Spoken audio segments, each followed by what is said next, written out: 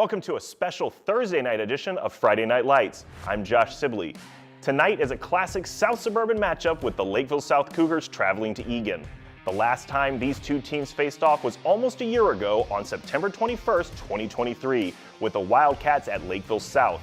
Eagan kept the game close entering halftime with the Cougars leading 14-7. Eagan fought hard and tied it up in the third quarter, but the Cougars ran away with it and scored 13 points in the fourth, winning the game 27-14. The closest the Wildcats came to victory over the Cougars in years. So tonight, Lakeville South is looking to keep their winning streak against Eagan alive, and Eagan is looking for their first victory over the Cougars since 2014. It's sure to be an exciting matchup. Lakeville South Cougars at Eagan Wildcats. Football starts now on ETV.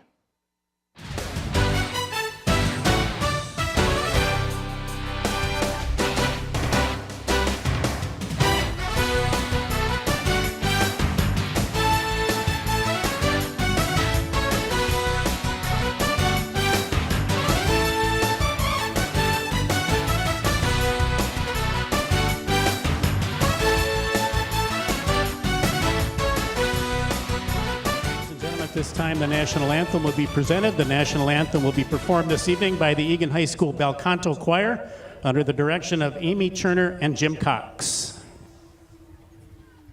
Oh, say, can you see by the dawn's early light what so proudly we hailed at the twilight's last gleaming, whose broad stripes and bright stars through the perilous fight o'er the ramparts we watched were so gallantly streaming, and the rockets' red glare, the bombs bursting in air, gave proof through the night that our flag was still there. Oh, say, does that star-spangled banner yet wave o'er the land of the free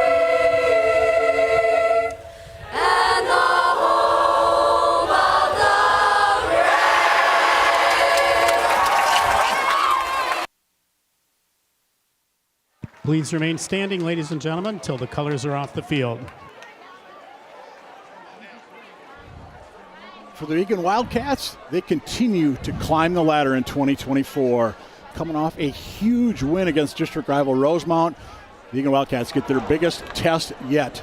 The Lakeville South Cougars here in Wildcat Country for a special Thursday night edition of high school football here on ETV. He's Nathan Cron, I'm Mike Cook, and Nathan, we look at the Eagan Wildcats. 2-1 coming into this one, ranked number 7 in Class 6A. One of the highest rankings the Wildcats have ever had, maybe the highest. We'd have to go back and do a little more research. But the reality of it is this is a Wildcat program that is in the ascendancy. Tonight, they have an opportunity to take a huge step forward. The Lakeville South Cougars present an obvious and awesome challenge for these Wildcats. They have to be the best. You've heard professional wrestlers for many, many years say it. And Polish Joe's not here to help me, but to be the best, you have to beat the best. And the Lakeville South Cougars represent for the Wildcats some of the best teams they're going to play, some of the teams they have to beat and defeat to be in the title hunt for the South Suburban Conference. It's a big deal for section seeding. It's all right there for both of these teams here tonight. As you look at the weather, it is 78 degrees. I don't know how that humidity is only 76% because I think the dew point's got to be around 76. Yeah, I think that's a lie. It is hot. It is sticky. We had thunderstorms here hour and a half ago. Sun's coming out. It looks like it's going to be a gorgeous night for high school football.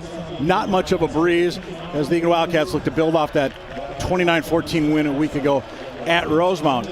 For Lakeville South, there was a word to describe their attitude this week. Starts with a P, S-S-E-T involved as well.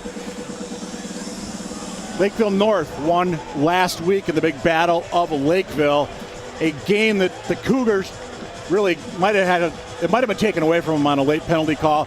Lakeville North scored on the next play with like 16 seconds left. Panthers stay undefeated. South falls to 1-2. But Lakeville South is not a 1-2 team. No, absolutely not. This is a Lakeville South team that came out of a rivalry game last week. And again, in rivalry games, it doesn't matter. One team could be sub 500, the other could be ranked 3rd in the state, and it's still going to be a slugfest between those two teams. Tonight, the Lakeville South Cougars look to rebound against an Eagan team, as I said, in the ascendancy. Eagan's going to kick off, and we'll see what the Cougars have for us starting on offense.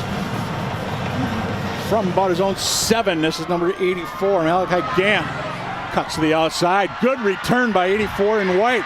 Malachi out near midfield. Great starting position for the Lakeville South Cougars. Although there is a flag back at about the 26-yard line. And the Cougars offense is heading back that way. Let's see if we can catch anything. I'm going to see if we get a hold maybe in that group right there. Oh, yeah. Yeah, that's pretty obvious. That would be a hold. That would be a hold. No question about that. And it is. I have to say that is the kind of mistake that that Coach Ben Burke doesn't want to see from these guys. I mean, you don't want to commit penalties and give the Wildcats additional yardage that you don't have to cede to them. As it is, the Lakeville South Cougars look at this as an opportunity and a challenge. South going to start from just outside their own 15-yard line. Of course, Lakeville South runs that power T offense that is so hard to defend. Which of the 3 backs has the football, or is it going to be the quarterback? Dean leads Gavin Dean, the senior, is the signal caller. And they're going to go straight ahead with Jonas Shine out across the 25 near the 30-yard line. Shine, the 5'10 senior, 15 on first down. Far too easy for a Wildcat defense that last week was stingy, the week before was even stingier, not giving up points and yards against Mayo and Rosemount. Lakeville South presents a unique challenge for these Wildcats, but so far this year they've been stout defensively. August Bowie and that Eagan defense looking to do much better here on the second play of this football game. Dean will give it to the deep back. Not going very far at all that time is Connor Cade. Where's number 28 for the Lakeville South Cougars? Good pressure by the Eagan front. Might have been, Hans Anderson, I believe, might have been first man in there, 92 in blue. Yeah, Anderson shed the blocker, sliced in, made the tackle for a 1-yard loss. It knocks Lakeville South off their schedule. Now they got to get back on schedule. Second and about 12 for the Cougars. Opening drive of tonight's football game. Bulk Bachman, there's a name we're going to call plenty of times tonight. And number 4 gets about 4 for the Cougars. Boy, Bachman coming in. He's a St. Thomas commit. So you know this kid, obviously extremely talented, number 4. Leads the team with 284 yards rushing, averaging 10.5 every time he touches the football. We got third and about 7 for the Cougars. Will they go to the air? Yes, they shall. Dean looking down the far side. He's got his man out across the 40. That's a first down. 88 on the reception. Henry Hogg, 6'5", 250 from that tight end position. He presents a big target. He ran a nice route to the outside. Wildcats didn't have a whole lot of pressure, bit on the play fake a little bit. Ball comes out. Luckily for the Wildcats, they rally quickly as Hogg goes down, actually. If he had kept his feet, he might still be running, Mike. Absolutely. He definitely had some room on that side. Straight ahead that time. That's going to be Cade. He'll get out to the 47-yard line. Give him 6 maybe on that one. Connor Cade, by the way, he's going to the Colorado School of Mines, a Division II runner-up the last 2 years. So very good program out there in Golden, Colorado. It's 6 yards there on first down.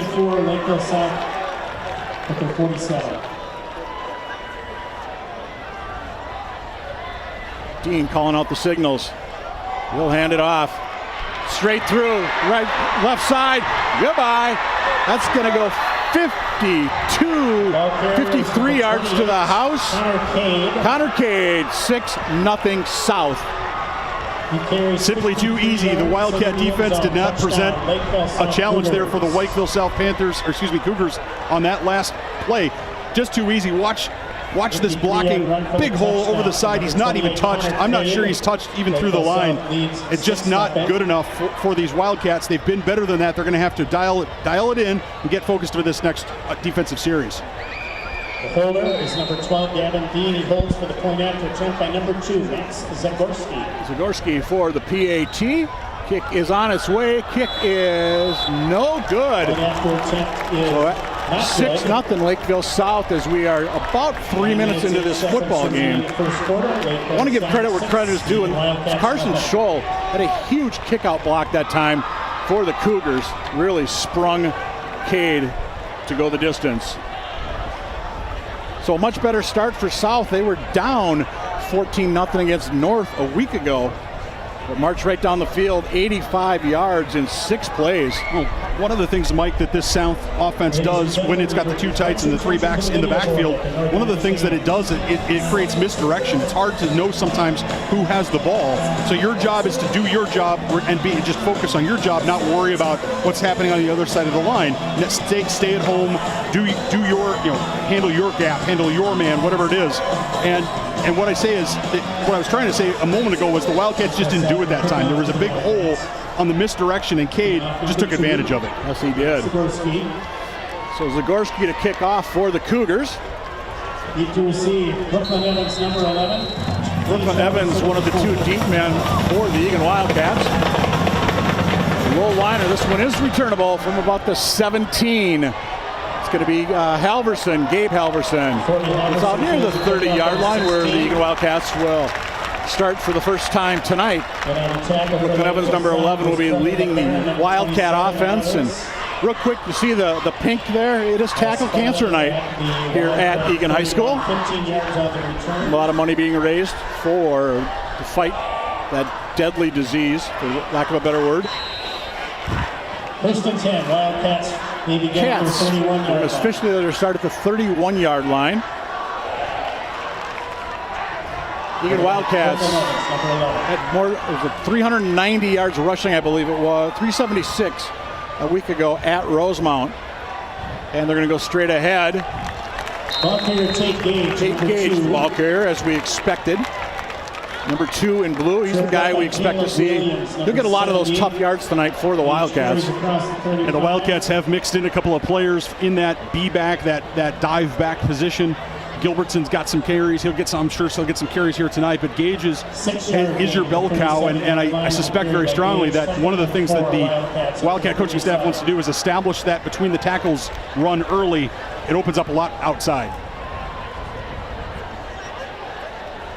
Tight formation for the Cats, although they do have 2 men to the right. Straight ahead, Gage, football on the ground. Football still on the ground. Football recovered by Brooklyn Evans. Cats dodge early bullet. Wildcats recover the loose ball. On the ball is Brooklyn Evans, number 11. So it's going to be a loss of about, I'd say probably about 3 yards. Yep. So could not see if that was an exchange issue. Let's see if we can get it on the tape.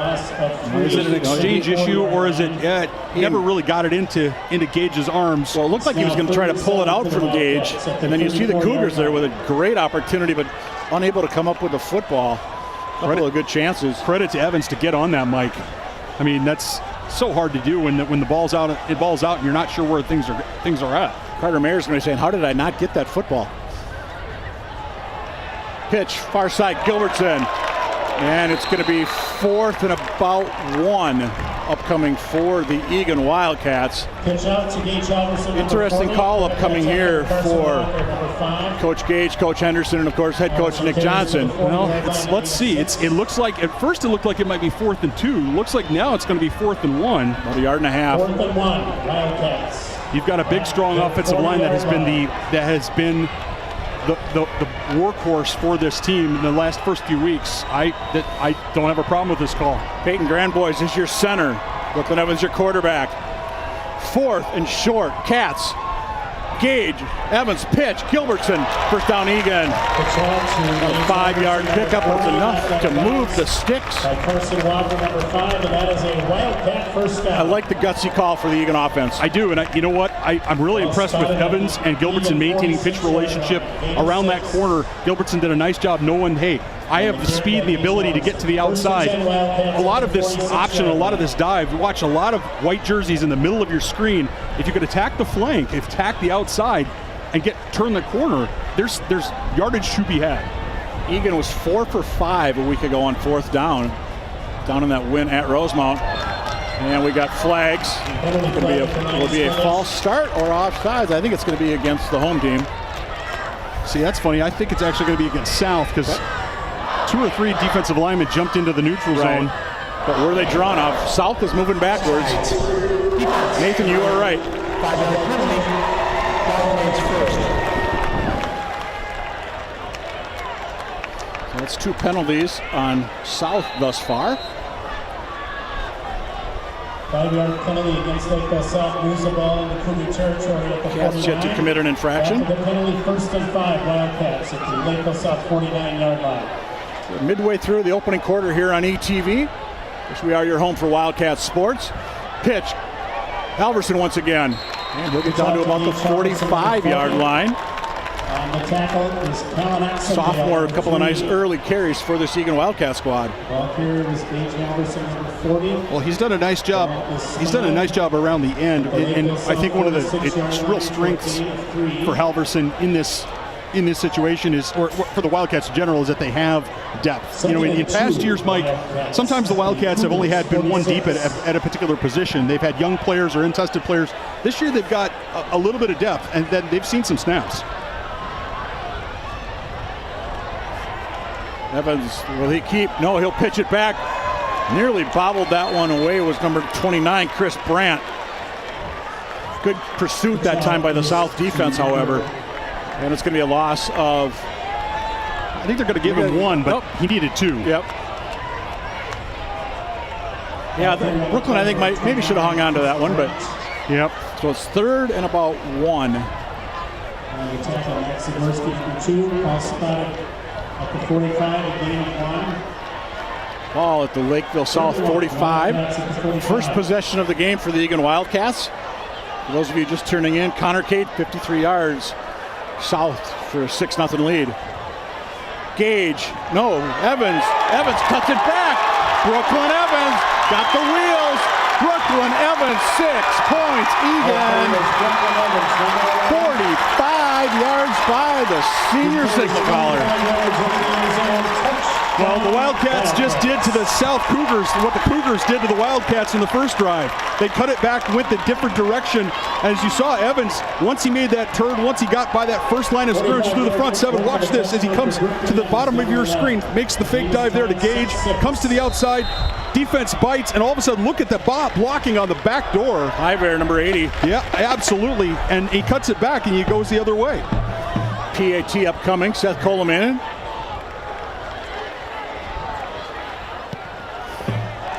And the Eagan Wildcats 7, Lakeville South 6 with 5:04 to go. Opening quarter here on ETV.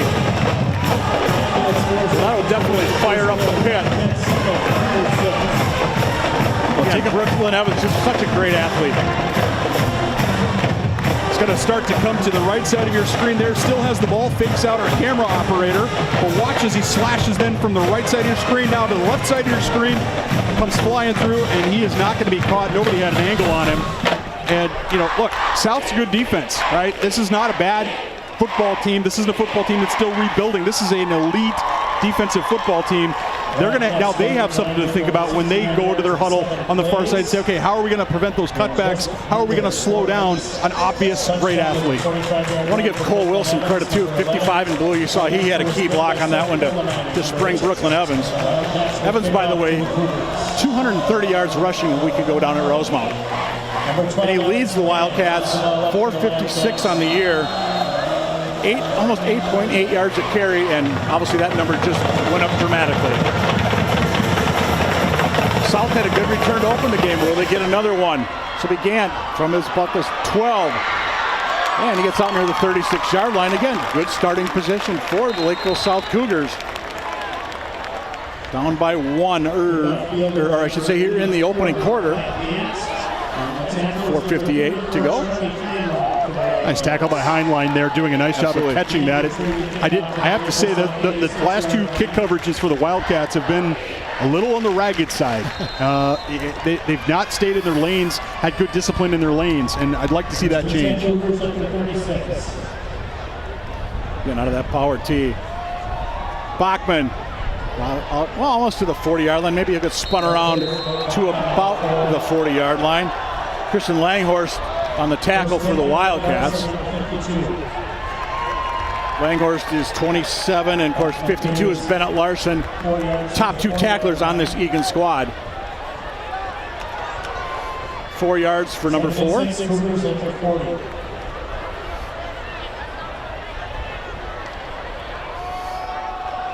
And that's not going anywhere. There was Larson and company. Ozzie Cooper, 10 in there as well. Fullerman and 8 joining the crew as well. As that was Connor Cade that time. Not able to go 53 on that one. No, not that time. But I tell you what I liked was South did a great job of bringing the blocking to the side, setting up that cutback lane. As 57, their backside guard, Carson Scholl, was pulling and coming to the left side, but that time the Wildcats sniffed it out, crashed really hard, and defeated them at the point of attack. 3rd and about 6. They're going to pitch it near side. Good downfield that time by the Eagan Wildcats. That was Bowie, first man to, or no, Coleman, number 8, first man to disrupt. Langhorst to finish him off, and it's punt time for the Cougars after that play that really, I think, gained nothing. Yeah, I think there'd be a no call, or no call. I think it's soccer. It's a no gain. Yeah, I think that's right. You're looking at a 4th down and about 6 yards. I think this is the right move for the South Cougars. They'll punt the ball, make Eagan beat you again. Absolutely. Dorsey back deep for the Cats. High snap, gets it down. Good end over end kick. Dorsey retreats. Willie May style catch at about the 16. Turns it up, looking for some blockers. Doesn't find them. Instead, he'll be taken down by number 5, Carson Walker. And Eagan will take over at about their own 22-yard line with 3:03 to go here. Opening quarter on ETV. I had a lot of coaches in either high school or college tell me that the number 1 job of a punt returner is A, catch the ball, and the number 2 job, well, I said A, number 1, but number 1 job, catch the ball. Number 2 job, take 2 steps and fall forward, right? Biggest thing is we want the ball, and Dorsey gets the ball, gets us a few yards, so we got 5 more yards than we had, and now the offense can take over. Should mention a couple more linemen there. Ethan Wilson, left tackle for the Wildcats. Marshall Beerley is your left guard. Again, we mentioned number 60 is your center, Peyton Grambois, and we'll get the rest here. Cole Wills, 55. This will be Brandt on the carry. Nice up-ended tackle that time by Walker once again, who made that nice play on special teams. And by the way, Alex Less is the right tackle for the Wildcats, number 50. Don't want to leave him out. Pickup of a couple that time for the Cats.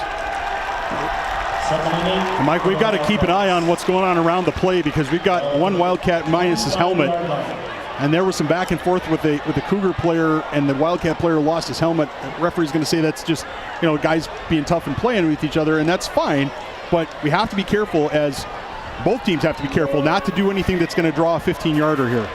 Which was a problem for Eagan a week ago, and NJ was telling me they had like 5 or 6, and most of those were in one quarter.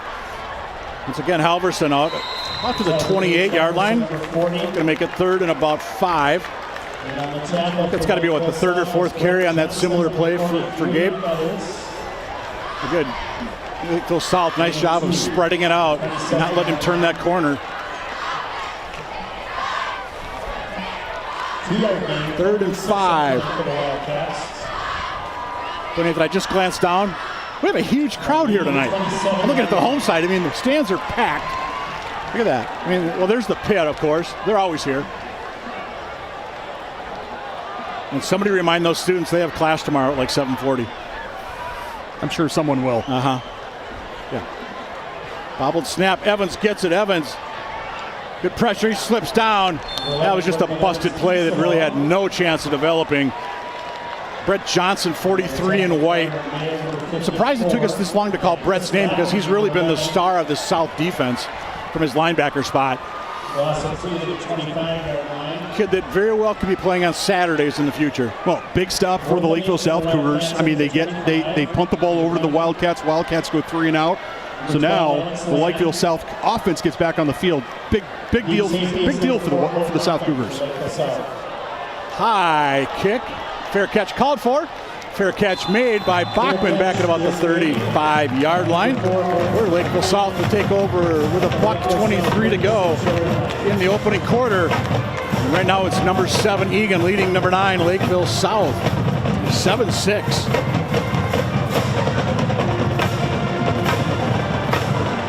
Well, we talked about Bachman back on those punt returns. He had a heck of a play a week ago against Lakeville North. The ball looked like it was going to die at about the 3. Everybody kind of stopped except for him. Picks it up, boom, 97 yards the other way. That's the kind of stuff you can't coach. It's just instinctive football for a young man. Shine, the ball carrier. Good hole that time. He gets out near midfield. Or check that was Cade, number 28. Shine is 26. My bad. Wildcats need to make sure that they're closing down these gaps. We talked a little bit with Coach NJ and some of the coaches before the game, and obviously their responsibility and obligation here is up. The front 7 has got to be better in terms of closing those things down, because right now he's just gashing for yards. We saw defensive coordinator Dale Comer there a moment ago. Not liking what he sees this time. This one is Shine. Shine is gone. 52 yards. And that play looks so reminiscent of that first Lakeville South score. Yeah, absolutely. The Lakeville South Cougars have figured something out. The Wildcats on that side of the line. Watch it. He's just going to come to the top of your screen. Good block at the top. Missed tackle by the Wildcats. A couple of defensive backs. Linebackers not flowing to the point of attack, and he's gone. And he just can't happen. Well, I'll say it this way. It did happen, and Wildcats have to figure out how to fix it. Zagorski on for the PAT. Missed his first one. Left-footed kicker. And the kick is good. So look at the Lakeville South student section. Very unique theme tonight for the Lakeville South students. I thought so. It is a Greek out. So togas, tiara, laurel branches, crowns, and it's great. I think it's a great theme. I agree. And then, of course, it's tackle cancer here as the pit. What do we got here? A third of the student body out here tonight, at least, in the pit. And they're all decked out in their pink. Somehow I think it was Molly Ringwald, pretty in pink. I know, old school reference. Well, speaking of old school, Randy Shaver is going to be in attendance here at halftime. The home crowd will get a treat. Hopefully, Shaver will say something funny and give us all a good laugh. Yeah, Randy going to be honored for all of his work he's done with the Minnesota Football Coaches Association and everything he's done over the years. The whole tackle cancer. I know he and Dave Nelson, longtime Minnetonka coach, they started that many years ago. Many great dollars have been raised. Here's Evans. And he'll get taken down at about the 26-yard line. Logan Elmhorst, the final Cougar to get a hand on Mr. Evans. Wildcats lucky there. I saw what looked to me like maybe a block in the back. It was a close one. Wasn't near the point of attack, so maybe it doesn't draw the flag. But Wildcat special teams need to be careful. They've had a couple of kick coverages that have been a little dodgy, and they've had some now this particular return not super helpful. From the 26, third series of the night for the Wildcats.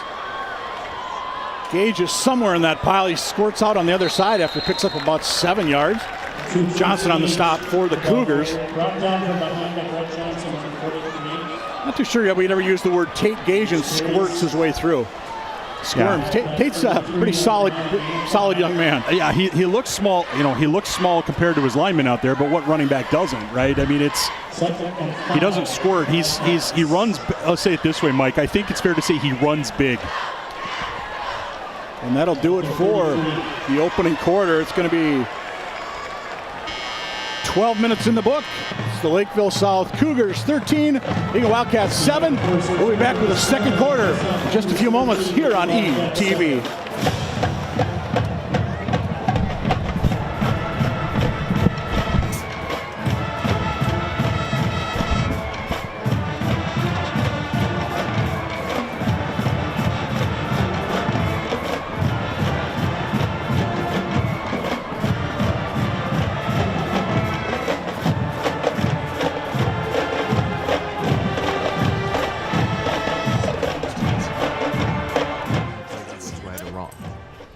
Inside you that says, I'm buzzed.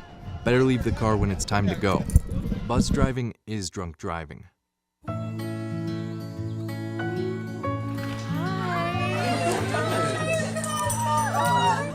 you so much. Fostering a pet for a friend or neighbor can keep families together. Learn more at petsandpeopletogether.org.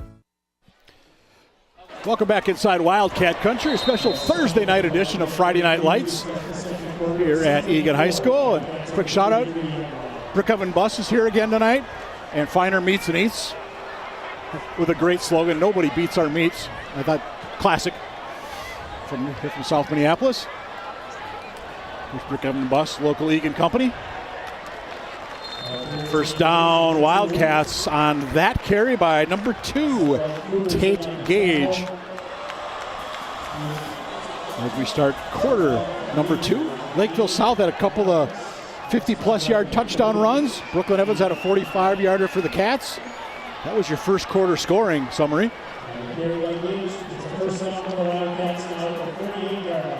From the 38-yard line. Sure, Eagan would like nothing better than to put together a nice long drive right here. And that's not going to happen. That ball is on the ground for the second time tonight.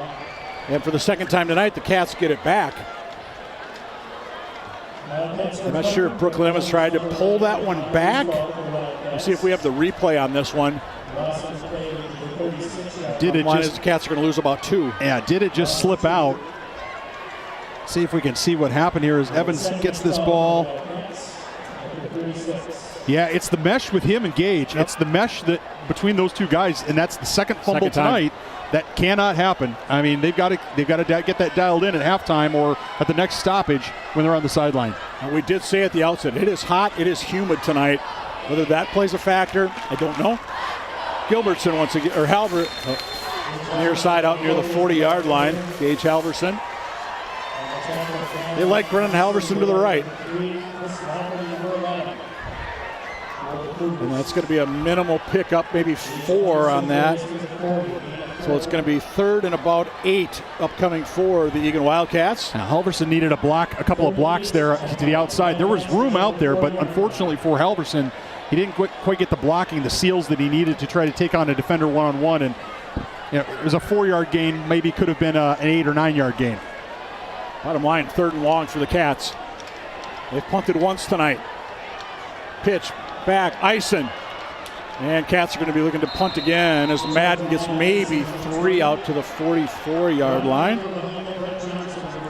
First time we've seen Madden Eisen carry the ball tonight. And you can see on his right leg, there's that bulkiness. He's got a huge brace under there. Really been battling some knee issues, and got to feel bad for that young man because super nice kid. And Mike, the offense for the Wildcats looks like it's staying on the field. 4th and about 5. 4th and 5 from your own 44. I mean, well, maybe the Wildcats say timeout. Timeout, okay, so timeout Wildcats. By the home team. Yeah, I would not think you'd go for this one in your own end, but that's why we're up here. Yeah, what they did it before, but it was 4th and 1, right? On 4th and 1, the playbook is pretty big on 4th and 1. You can do a lot of things on 4th and 1, attack the edge, go up the middle, throw a pass. I mean, there's a lot of things you can do. 4th and 5, that playbook gets a little smaller, right? It becomes a little more challenging. So I like this, taking an opportunity, call a timeout, because again, we've seen the Wildcats a couple of times go into halftime with all 3 timeouts. So take a timeout, think about it, think about what you want to do, and if you are going to go for it, dial up something good. Absolutely.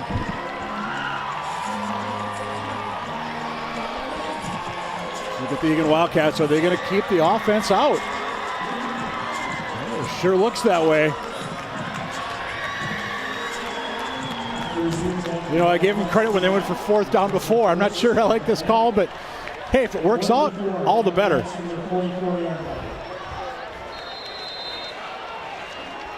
Brooklyn Evans under center. Eagan does not throw the ball very much. Do they do it here? They'll pitch. Eisen. He's going to be short of the sticks by a couple of yards. It's like number 11, I believe, first man in. Chris Lafferty for Lakeville South, and then it was that Oxendale that helped finish him off. Good job of fighting off the block that time by Lafferty. And South opportunistic with their defense to give it back to their offense. The way the play started, I have to tell you, Mike, it looked like that Eisen might be able to get that corner, because again, he doesn't have to go 50 yards, he has to go 5, right? So I thought maybe he was going to get that corner, but the Lakeville South defense did a great job of rallying and taking him down short of the line to gain. So from the Eagan side of midfield, Cougars have scored on 2 long runs already. Cade. And he's going to pick up about 10, maybe. Yeah, we'll say about 10 on that carry. Will be enough to move the sticks. On that far side. I think they're going to mark him short. I think he's going to be. We're going to look at a second down and about either a short 2 or a long 1. Yeah, I think they're only giving him about 8. Thought he got a little further than that with the naked eye, but that's why the officials are right on it. This is almost a free play for the Cougars. Said they're going to go straight ahead with the fullback. That fullback is going to get down into the red zone. That's number 44, Hayden Egner. First carry of the night for Hayden, and it's a big one. Well, I love the call. I mean, you love, like you said, it's not, I would say, a free play, but give that fullback an opportunity. You see him here, he's thinking, oh man, if I just kept my feet grinding, I would have been in the end zone. One carry, 19 yards for that young man. We checked that. That was 24 yards. And down to about the 10-yard line that time. And Mike, I don't mean to be a killjoy, but in the distance, the far distance, guess what I just saw? I saw it too a little bit ago. Yeah. We talked about it. There were some storms moved into here. Yep, yeah, there it is. You can see a little bit of it there. Now, it should be going away from us, right. So I sure hope that they don't. There's another one I just saw too. That, but it isn't the rule. If you see it, you got to clear the. Yep, you got to clear everything. So hopefully for our sake, everyone's focused on the game and not looking at the sky. Right. From just outside the 10. Cade. It's about the 6, maybe the 7. Good blocking on that right side. Kalen Kretzmar kind of leading the way for the Cougars. And down to they're going to put that one at the 7, so it's 3rd and let's call it a long 2 for Lakeville South. Already up 13-7. South has 2 touchdowns and 1 punt thus far on offense. Gavin Dean, the quarterback. Nice job that time by the Eagan defense. 28, first man in there for the Wildcats. That's Gabe Jellin. First time we've called the linebacker's name tonight. Well, the Wildcats set up. It's a 4th and short. This is showdown. They've absolutely know it. I mean, if I was Lakeville South, they'd run it right at these Wildcats and force them to stop me. Huge play early in this game for the Wildcats. Straight ahead, all the way in, touchdown Cougars. That's Cade from the 5, 20-7 South. The Wildcats in their first drive against the Cougars, despite the fact the Cougars scored on that drive, we're doing a better job of tackling. There, the Wildcats are catching ball carriers and catching blocks down the field. They've got to attack this line of scrimmage. Couldn't tell who that was. Somebody had a shot there early for Eagan, but it would have been like a one-hand to try to upend him. As I see a few more flashes, by the way, off in the distance. Kick is up. Kick is good. Greek life is good tonight for Lakeville South, as they go up by a count of 20-7. It's incumbent upon the Wildcats now to kind of get the offensively to get their act together, right? To be able to put together a drive, even if they don't score. They've got to advance this ball, hold this ball. They can't go 3 and out. I see Eagan Wildcat Athletic Director Jason Elias out on the field, and there's head coach Nick Johnson. Are we going to have a break here? Jason Elias out on about the 15-yard line. First year as the AD here at Eagan High School. You see him there in the pink shirt. The Big E, they call him. Was a coach here back in the early days of Eagan. Went to Rosemont for a number of years. And Sandy Sutter Larson retired. And we are going to go to a weather delay.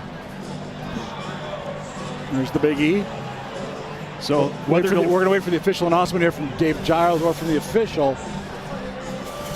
Weather delays are terrible. Nobody likes them. Nobody likes to have to deal with them. Safety first, of course. Everybody we need to make sure everyone is safe.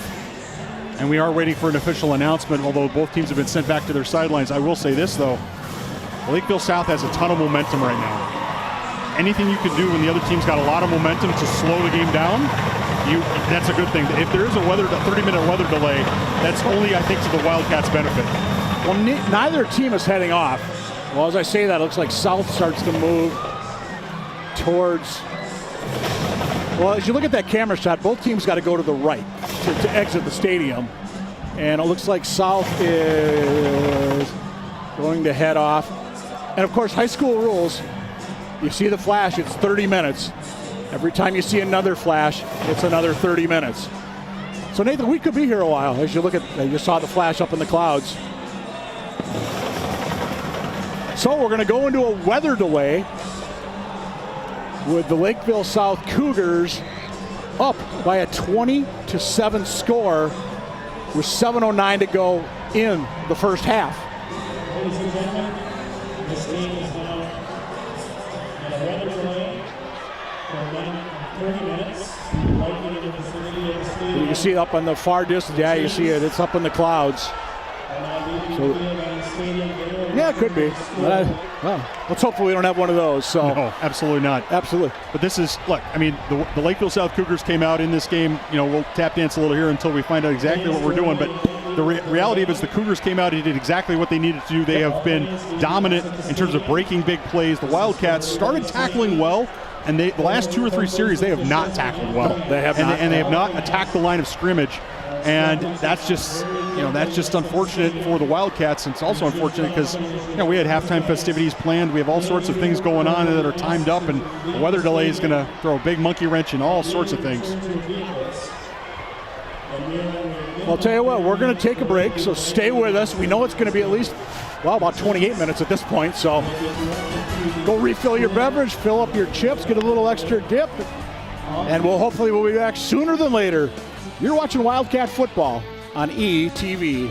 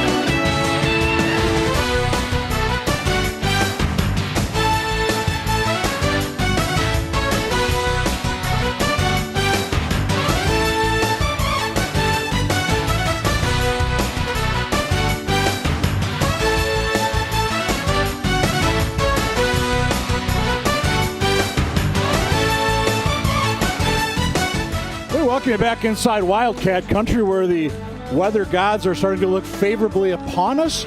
Teams are warming up for just a few minutes, and hopefully we're back underway shortly here with high school football on ETV. Just a reminder, it's Lakeville South 20, the Eagan Wildcats 7, with 7:09 to go in the second quarter when we get back to action. Again, he's Nathan Cron. I'm Mike Cook. Happy to be with you here in Wildcat country on a special Thursday night edition of Friday Night Lights. And Nathan, so far it's been a lot of Lakeville South. Connor Cade with a couple of scores. Jonas Shine a long score as well. But Brooklyn Evans a nice long run for the Cats.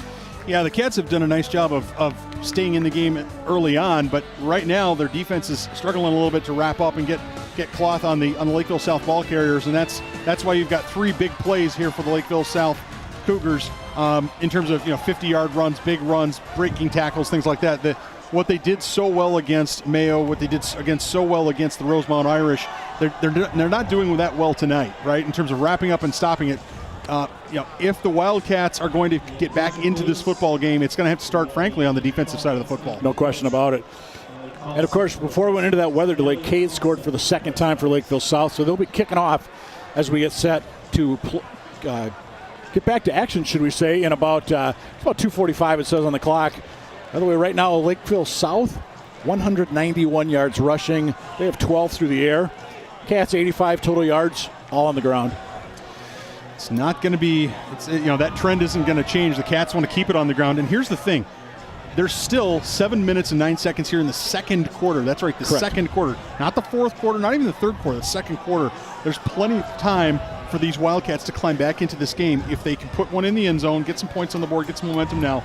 And if their defense has got it, then step up. Now, coaches for many, many years have said when the other team is doing well, you want to do whatever you can to slow down the game, slow down their momentum, do whatever you can to break their rhythm. Well, a 30-plus minute weather delay might inure to the benefit of the Wildcats in this situation. Absolutely. Hey, give us a quick opportunity, by the way. I know we've got a list of shout-outs we need to do tonight, and I'll let you go first over there, partner.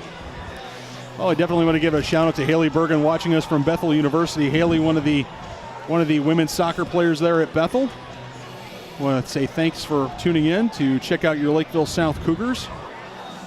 And we've got Kendall Severson checking in from Chippewa Falls, Wisconsin. And Kendall, we hope your son's feeling better and he'll be back on the field before you know it. I got to give a special shout out too. I understand there might be some people viewing this in the Iowa State dorms. Hopefully those young men are actually just studying as well. But I know they were with us the first game, still with us hopefully tonight.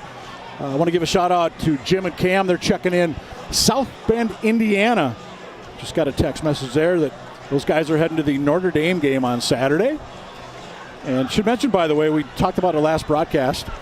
Camden Sexton and his partner, Drew Botts, took part in the state fishing tournament a couple weeks back. Finished 43rd out of 67 teams. They caught a 4-pounder was their biggest catch of the weekend. And the other team of Aaron Silgan and Drew Boyd, they finished 60th down at the state meet down in Wabasha. So congrats to all of those guys. And we got to give a shout out, by the way. The Thielen clan, both Thielen's family, there's about 30 of them I was told are going to be here from Texas tonight, up from the Dallas and Houston area. And this is the first of a football triple header for them, as they're also going to go watch the Road the Boaters on Saturday night, and then they're going to head to U.S. Bank to watch their Houston Texans take on the Vikings on Sunday. So glad you're here tonight in Wildcat Country. Hopefully Bo and the Cats can come back for you. And speaking of Bo, let's give him congratulations. He signed with the University of St. Thomas. He's going to be a long snapper there for Glenn Caruso and the Tommies. And he's also going to be part of the Air Force ROTC while he's there. So congrats to Bo. Yeah, football's it's a temporal thing, right? You can only play football for so long, so many years, and at some point, someone taps you on the shoulder and says, "Okay, you're done playing football." But Air Force ROTC, that's some exciting stuff. That's a lifestyle that lasts for many, many years, well and after your football playing days are over. I'm glad he's doing it. Yeah. Unfortunately for Bo this year, he's been battling a knee injury, so about all he can do is long snap. But I saw him at practice the other day, and he's out there cheering on the guys, help on. It was like a de facto water boy at one point on one of those really hot and humid days, but just an all-around really nice kid, and hope nothing but the best for him. And we mentioned Adam Dorsey. He signed with MSU Moorhead recently. Going to go out and play for the Dragons. And Cats on the return as we get back to action here on a Thursday night. Eagan will start at about their own 24-yard line. Madden Eisen returning that kick for the Eagan Wildcats. Well, the Wildcats have had plenty of time to make adjustments, Mike. It's almost like a double halftime in terms of being able to pull apart what worked in the first part of the first half and what didn't. So, I expect the Wildcats to come out here, protect the football, put a drive together, at least get some momentum, steal a little bit of momentum from these South Cougars, and try to come into halftime with some positivity. We got Brooklyn Evans, your quarterback, number 11 in blue. Straight ahead, Tate Gage, number 2. And he gets tripped up. That could have went a lot further if not for Dawson McLeod with the ankle tackle there for Lakeville South. But a nice run for Tate Gage to get this offense rolling. Offensive line did an excellent job there, firing off the line. I almost thought for just a second that maybe somebody left just a little bit early. I did too. That snap has got to get, that ball's got to be coming back to Brooklyn Evans' hands really fast. We'll watch the offensive line. Good play on first down. Let's see how they do on this first down. Straight ahead, similar play. Gage gets wrapped up. He gets about 5 that time. Carson Walker in on the stop for the Cougars. Gage in that first half, 11 yards on the pre-weather break. He had 11 yards rushing. They'll put him up to 27 now for the evening. Yeah, biggest thing here the Wildcats want to do is they want to keep their momentum and not give the ball back quickly to Lakeville South, right? They want to hold on to this football, burn some clock, move the ball, and then see what happens. 2nd and 5. Straight ahead. Gonna be close. Is it gonna be enough? Hey, the play works. Why not do it again? Tate Gage. And will the sticks move on the far side? They will not. It's going to be 3rd and about a yard for Gage in that Eagan offense. 3rd and about 1. And like we said before, Mike, when you're short yardage on 3rd and 4th down, there's a big playbook, right? This might be a situation where if the Wildcats think they're going to go for it anyway on 4th down, maybe on 3rd down they dial up something a little different. Watch Gabe Alverson, that left wing. Does he come back to the near side? Oops. Evans going to change the call. In motion, straight ahead, Gage, first down and more. Across the 50-yard line into Lakeville South territory. Again, Carson Walker on the stop for Lakeville South. When a guy in the secondary is making all these stops for you, that's not a good thing if you're on defense. No, that's a big gain on 3rd and short. The Wildcats offensive line firing off. Cole Will and those guys firing off really, really well right now and moving the football against this Lakeville South defense. Hey, a defense that had forced them. Look at the movement there. You can see a nice hole, and Gage hits it on schedule. From the Lakeville South side of midfield. Pitch near side, read very well that time by the Cougars. Alverson really nowhere to go. Johnson in there along with number 3, Oxendale, and again, number 5, Carson Walker. 3 guys bringing down Gage Alverson. Minimal pickup there on first down for the Cats. Yeah, they might have gotten 1 there, but interesting call. That obviously the Wildcats think that running option into the short side of the field is a bit of a challenge. So obviously they thought that South might have extra players to the wide side of the field. South did a great job of closing them down that time. Again, I thought a cat might have jumped there, and the officials do agree. Yeah, I think we have a left tackle. Somebody fired off just a little bit too fast. I thought it was on the right side. I thought it was on the left side. Okay, well, so we got multiple guys, but you can only get 1 infraction. Yes, you can. There's only 1 infraction. They don't stack. Prior to the snap, false start, offense number 74. 5-yard penalty. Down remains 2nd. Tom Woolen, our referee tonight, by the way. That'll be the first penalty of the game on Eagan, I believe. Definitely not a good time to have a penalty. You're already off schedule, and now you're really off schedule. So offense needs to buckle down and put something together here to create a makeable 3rd or 4th down. And right now, 2nd and about 14. Gage Nice job of coming up from behind that time by Carter Mayer to make the stop, but not until Gage picks up about 7. He's going to set up third and about, let's call it 6 for the Wildcats. Yet to put the ball in the air tonight. I would keep giving it to Gage at this point. I mean, he's got runs of 10, 5, 4, 5, and 7. I keep handing it to him at this point. You got to make Lakeville South respect that the game between the tackles. And you see there's 3:18 and counting to go in the half. Cats have got to go for it on 4th down, don't they? I think I would. Let's see if it comes to that. Evans, he'll keep it. Evans across the 40. That's going to be really close depending on the spot. Looks like he's going to be about a yard short. They're going to spot him on the 40. Yeah, I think that's a good spot by the officials. You're not going to see it from this angle, but Evans with a nice job here of picking the hole and being decisive. Indecision there would absolutely kill you, and Evans, as we've seen his maturation over the years, doing a nice job of making a decision and moving forward. Logic says you give it to number 2 right here. Well, that's logic. But will the Cats do it?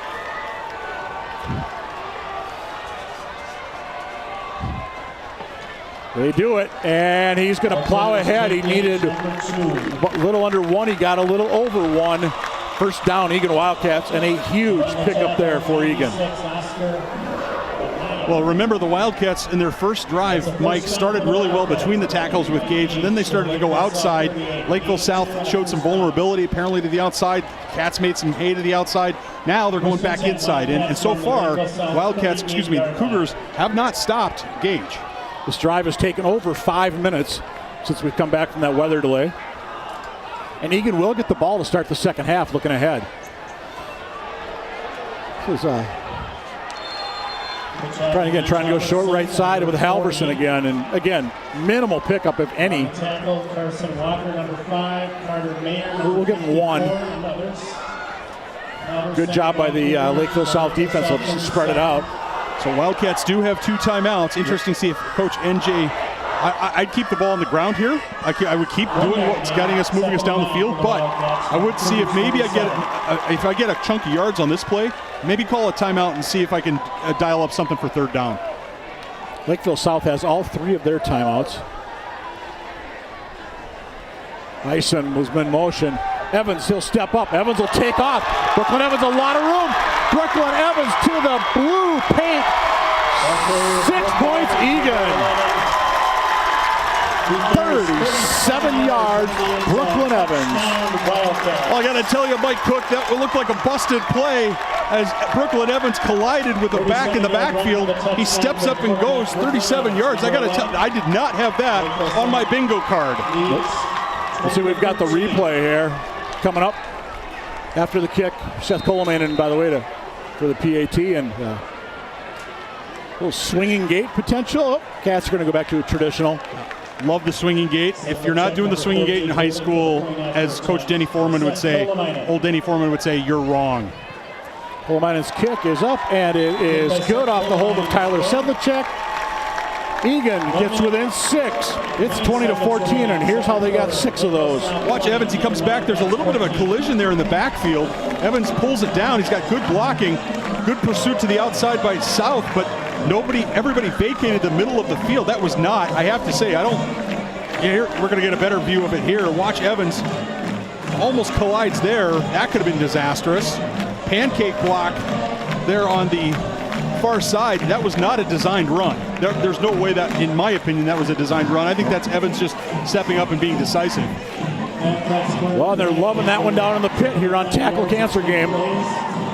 Hey, give a shout out to the student section. A lot of them have made it back in after that. That was about a 40-minute delay, I think, due to the weather. The Wildcats have rewarded them with a touchdown drive here in the second quarter. This makes it a football game, Mike Cook. Absolutely. That drive took exactly 6 minutes. Short kick.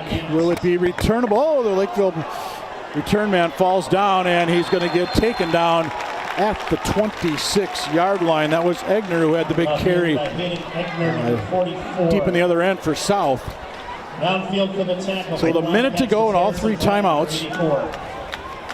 Ball spotted at the Lakeville Let's see what South Ben 27 Burke and the Lakeville South Cougars choose to do. Well, a number one job here for the Wildcats, tackle the ball carrier. I mean, if Lakeville pushes this ball up the field, tries to score again, fine. Whatever happens, you got to wrap up on the ball carrier. Gavin Dean, your senior signal caller, going to go to the air, far side, got a man out there. And that's Cade for a minimal pickup. Good tackle out there by number 8 in blue. That's Coleman. Caught by Connor Cade, number 28. Ball spotted at the 31-yard line. A little surprised they didn't call a timeout there. Maybe they want to see if they can get a first down before they start calling timeouts. 6 Cougars at their 31. Looking near side, looking far side. He'll tuck it under, and he'll get out of bounds. Might have got a yard or two on that, but it's going to be third down for the Cougars with 30 seconds to go here in the opening half. I don't want to rain on your parade, Mike Cook, but you know what I saw in the distance? No. Okay, then I won't tell you. I'll just say this, is a keyword Eastview? Yes. Okay. The password is Eastview. Password yes. is Eastview. 34. South going to go to the air. Too far for Bachman. And Lakeville South, fourth down, and presumably will be punting this football away with 26 seconds left. Yeah, there's nothing is to be gained here by risking a turnover.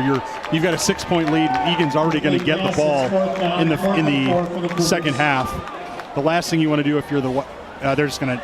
Well, see, this is interesting. Oh no, they are going to punt. Okay, for a second I thought they might kneel on it. I'm like, no, they can't do that. It's fourth down.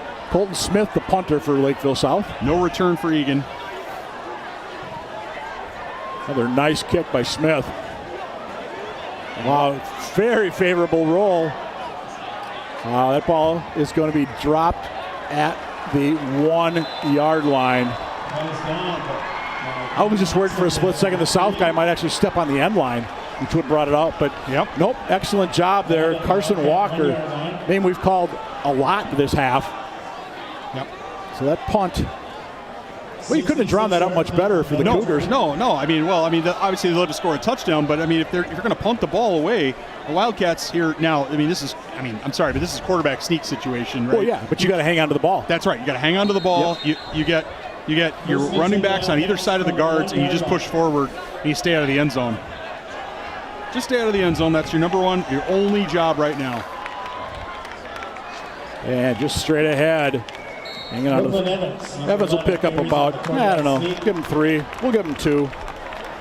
Bottom line is he hung on to the football, and we've reached halftime with the Lakeville South Cougars, the number 9 ranked Cougars, 20. The number 7 ranked Eagan Wildcats, 14 in what's going to be an abbreviated halftime because of the weather delay we had back in the second quarter. You see the Wildcats on the left of your screen. They're not going to go to the locker room. South is going to stay over on the far side. And we've got a little bit of halftime festivities coming up. But we're going to take ourselves a quick break here on ETV, and we'll be back with the third quarter. You're watching Wildcat football.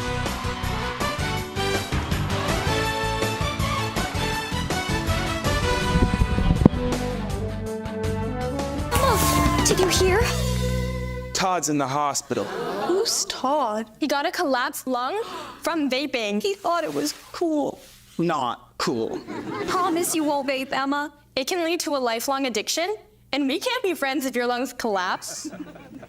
Bogus. Wacky sitcom teens aren't the best people to talk to your kid about vaping. Hey, you got a minute? You are. Start the conversation with your child about vaping today.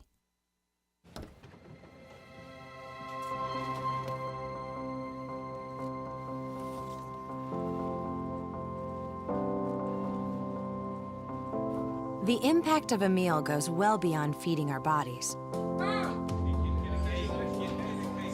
Food can open endless possibilities for people to thrive.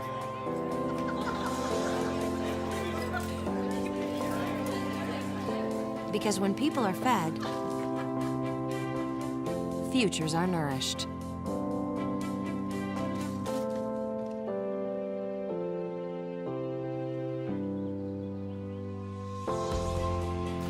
Everyone deserves to live a full life.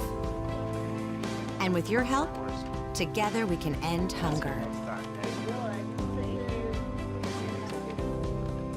Join the movement at feedingamerica.org/actnow.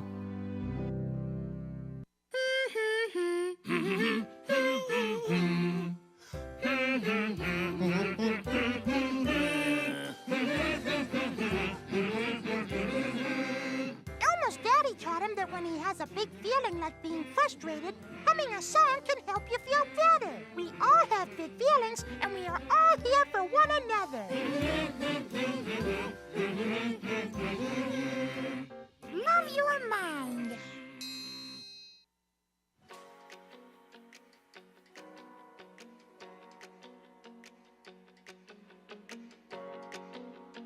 The Open Door is a hunger relief organization. We were founded in Eagan. We now serve all of Dakota County.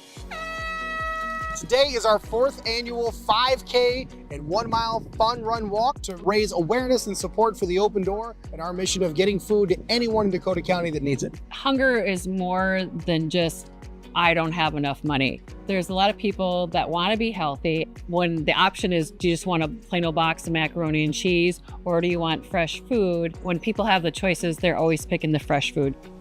On an average month, we'll get fresh and healthy food to 18,000 to 20,000 people across Dakota County. And today's event helps raise awareness and money that fuels our mission and gets food directly into the hands of families that need it. It's a great opportunity for community engagement. It's awesome to have volunteers, staff, and community members all come out, not only for people working with the Open Door, but just as kind of getting out there and having some fun together.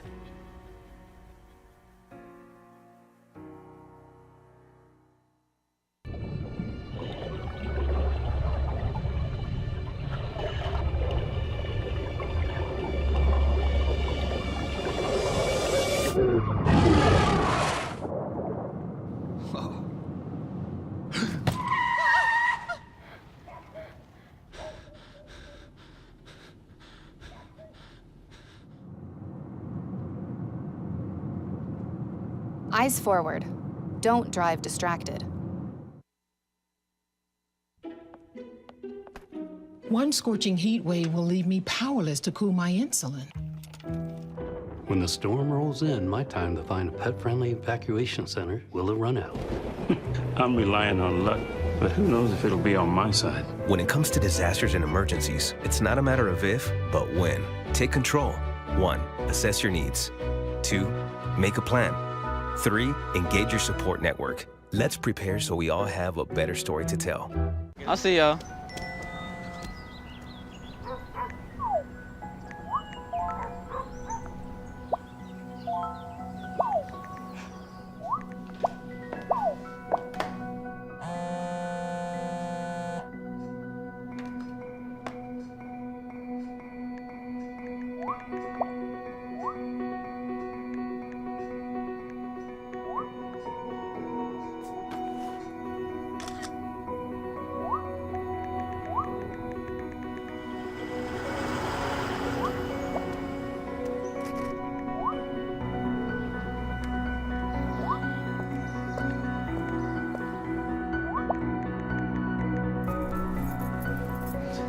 Got some batteries and 2 flashlights. What's up, champ? I feel like you get taller every time I see you.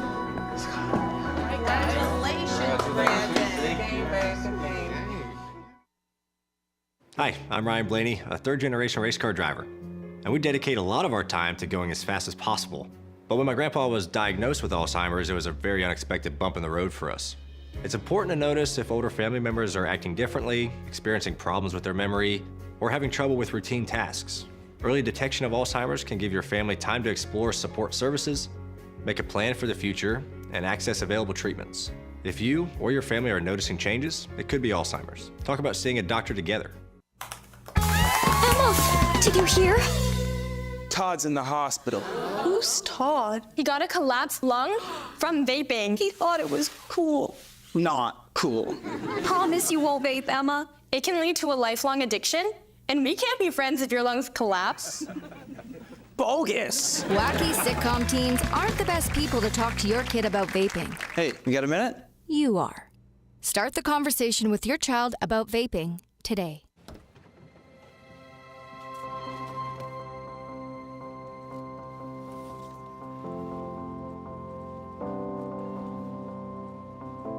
The impact of a meal goes well beyond feeding our bodies. Food can open endless possibilities for people to thrive.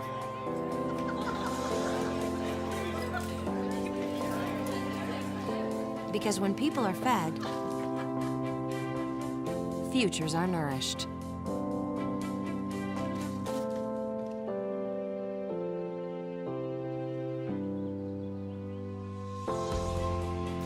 Everyone deserves to live a full life.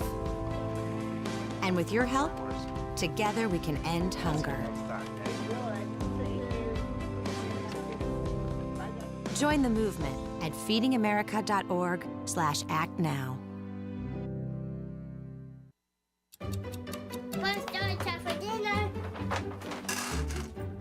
Donating pet food can keep families together. Pets and people belong together. Learn more at petsandpeopletogether.org.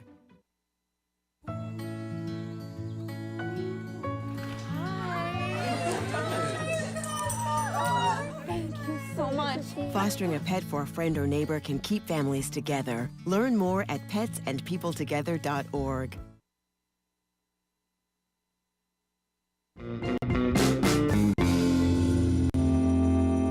Thanks for having me over for a barbecue.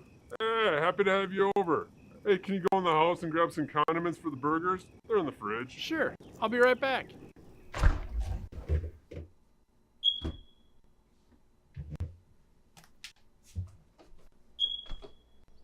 Hey, do you know your smoke detector's beeping in there? Oh yeah. Just ignore it. It goes away after a couple of days. Smoke detectors keep you and your family safe. You gotta replace the batteries in those things. In Burnsville, homes must have smoke detectors on each floor, within 10 feet of sleeping areas and in each bedroom. Place detectors at the highest point of the room, following manufacturer specifications. Testing smoke detectors monthly is recommended by pressing the test button on the unit. If the test alarm does not activate, it may be necessary to replace the batteries or consider purchasing a new device. Replace smoke detectors every 10 years or per... Wait! You don't even have batteries in this one. Where did they go? Oh yeah. The batteries died in my TV remote last month, and I didn't have any other batteries in the house. Listen, you need to keep fresh batteries in your smoke detector at all times. Replace smoke detectors every 10 years or per manufacturer's specific date to maintain effectiveness. To learn more about the importance of smoke detectors, visit burnsvillemn.gov/fire. Hey man, thanks for showing me how to take care of my smoke detectors. No problem, that's what friends are for. Hey, you got any burgers ready?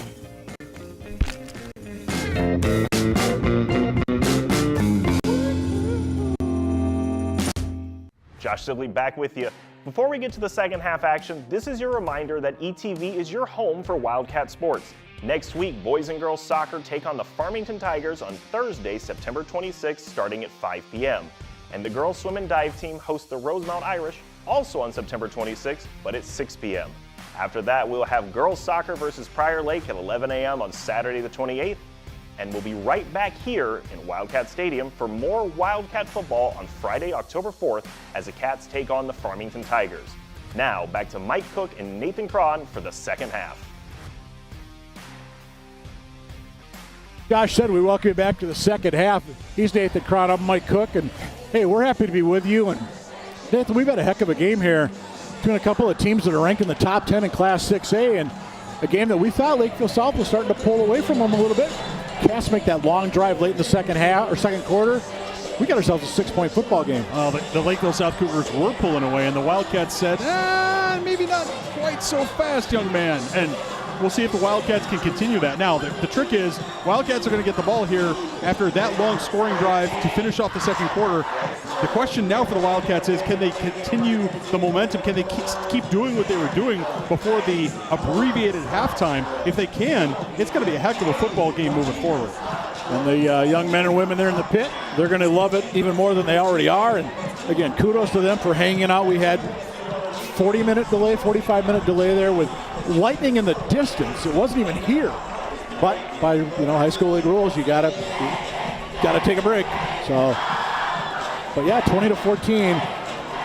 Just looking ahead, by the way, next week the Eagan Wildcats on Friday night, they're going to be at Lakeville North. That number 1 ranked Lakeville North, who at the moment is leading Farmington 27-13 down at Farmington. Cougars, by the way, they are home next Friday. Rochester Mayo, their opponent, for their homecoming. I got no words. That young man has way more energy than either of us.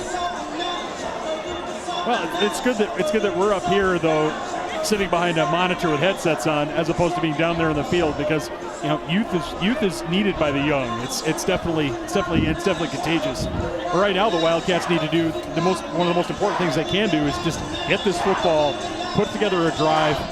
And I'll say this, Mike, even if they don't score on this drive, putting together a couple of first downs, getting momentum, flipping the field, that'll be big for these Wildcats. 100% agree with you on that one. Gary Smith there on the bottom of your screen. Big Atlanta Falcons fan, by the way, is Coach Smith. Back deep for the Wildcats, Brooklyn Evans. And let's see where the return man is back there. Thought it was. We'll figure it out.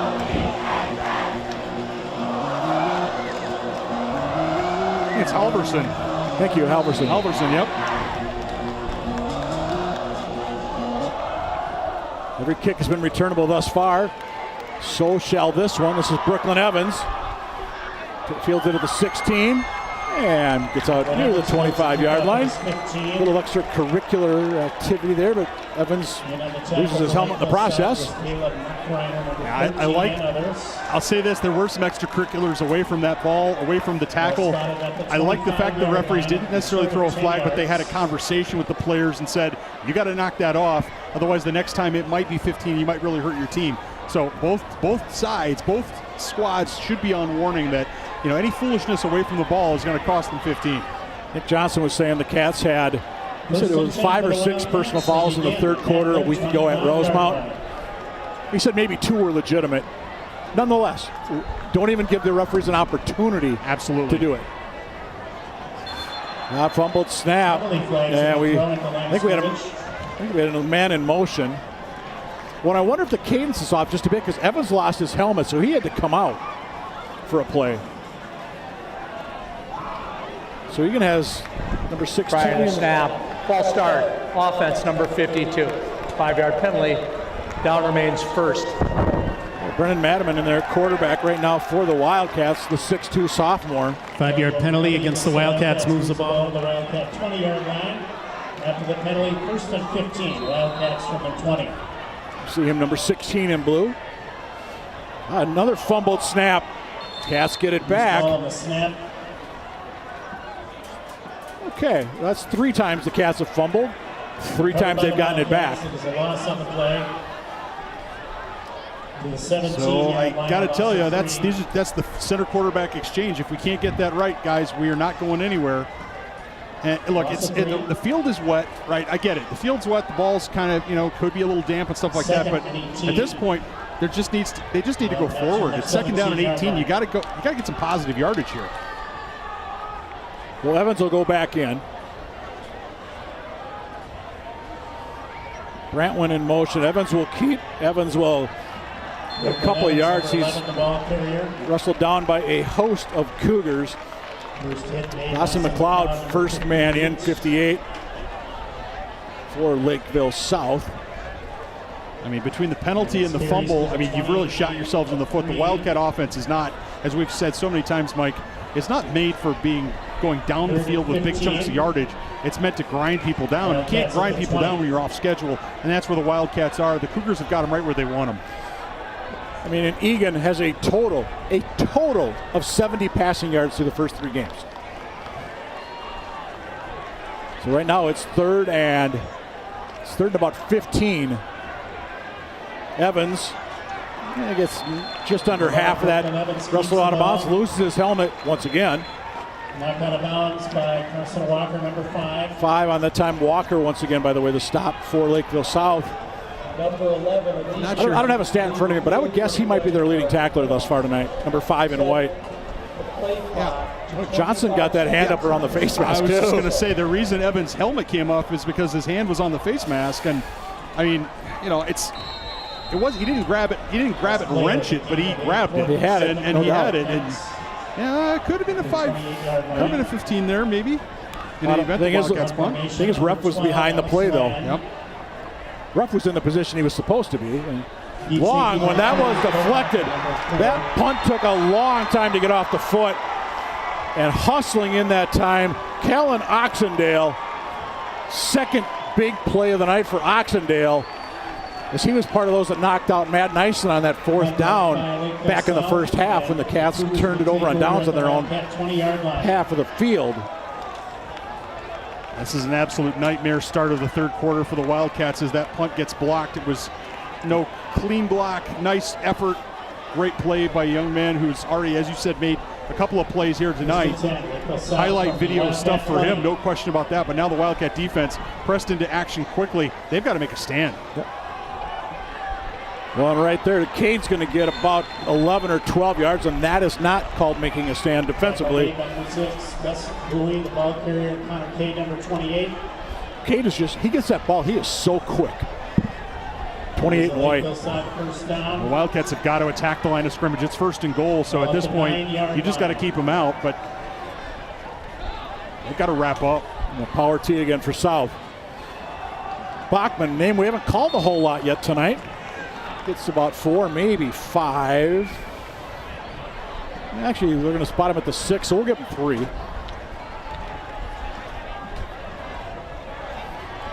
at that front 3 for the Wildcats. Hans Anderson is 92. Harrison Brandt out there, 84. Des Overton out there as well for the Wildcats. Wildcats really need a turnover, Mike. Bachman. Touchdown Cougars. Ozzie Cooper, maybe a couple extra little shots there, but no flag upcoming. But 6 yards on the run for Bachman. And that'll make it a 2-score lead for the Cougars. 6-yard run for the touchdown for number 4, Cole Bachman. Cougars lead 26. Again, that short drive all set up by the block punt. Or tipped punt. I don't know how much of a block we can call it. Yeah, you can't have mistakes on special teams. You can't have that. I mean, we coined the phrase many years ago, adventures in punting. I know that was going through your mind, Mike, as the South Cougars Sikorsky squares up now for the extra point, which I think is good. That's a nice job by the holder there, Dean, the quarterback. It's kind of a low snap. And the Greeks are happy. Again, a Greek out is the theme. Yeah, it has to be some real frustration on the Wildcats side. I mean, you get the ball starting the second half, and you have an opportunity, and you shoot yourself in the foot with a penalty. You shoot yourself in the foot with a fumble. All of a sudden, you're off schedule.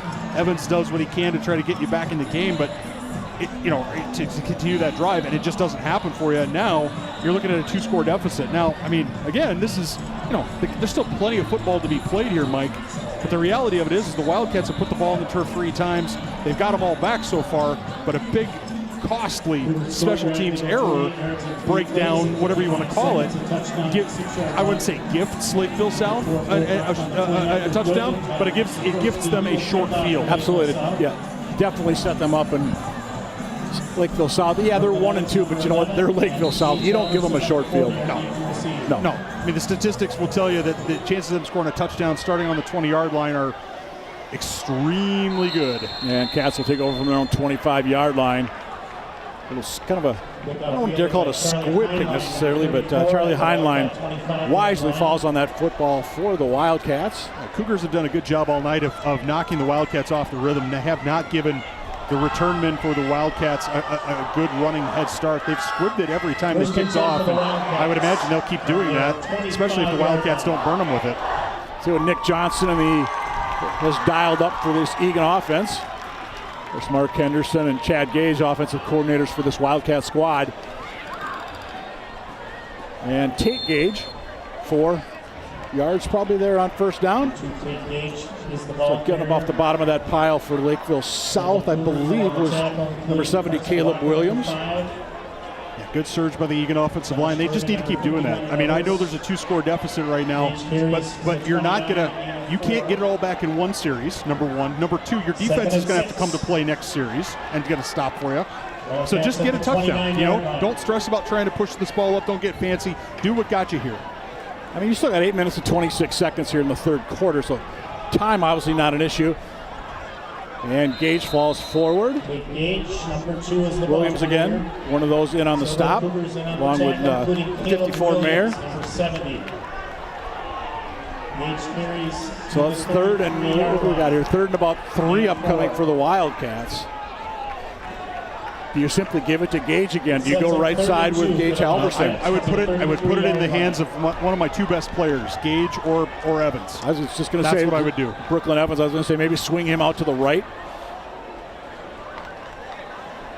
No, give it to Gage. Oh, that's going to be. I think he's shy.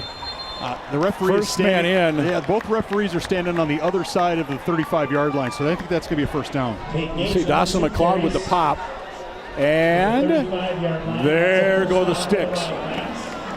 It was close, but I think that's a good spot. As Gage at contact looked like he was over the 35. Although what's interesting is now they mark it right on the 35. Correct. But I guess all you have to do is touch the 35. And Coach Burke was having a little discussion there about that. Yep. I think Ben might have a different opinion. Well, and I kind of agree with him. But hey. But we're up here. 1 yard that time for Gage. Again, you said it earlier, bell cow is what he is on this football team. I mean, in the last drive, 2 drives ago on the scoring drive, he had a number of runs. I'm not going to go back and look at the statistics, but he was making positive yardage over every time he was touching the ball. That's what the Wildcats need right now is positive yardage. Yeah, we didn't have this in the first half, but there's actually a little bit of a wind now that's picking up. And it'll be moved from the right to left on your screen. So the Cats have the wind at their back. And the flag's moving. It's not stiff or anything on the pole. Evans.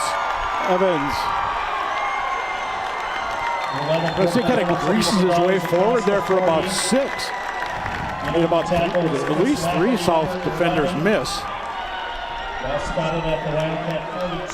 That was absolutely filthy.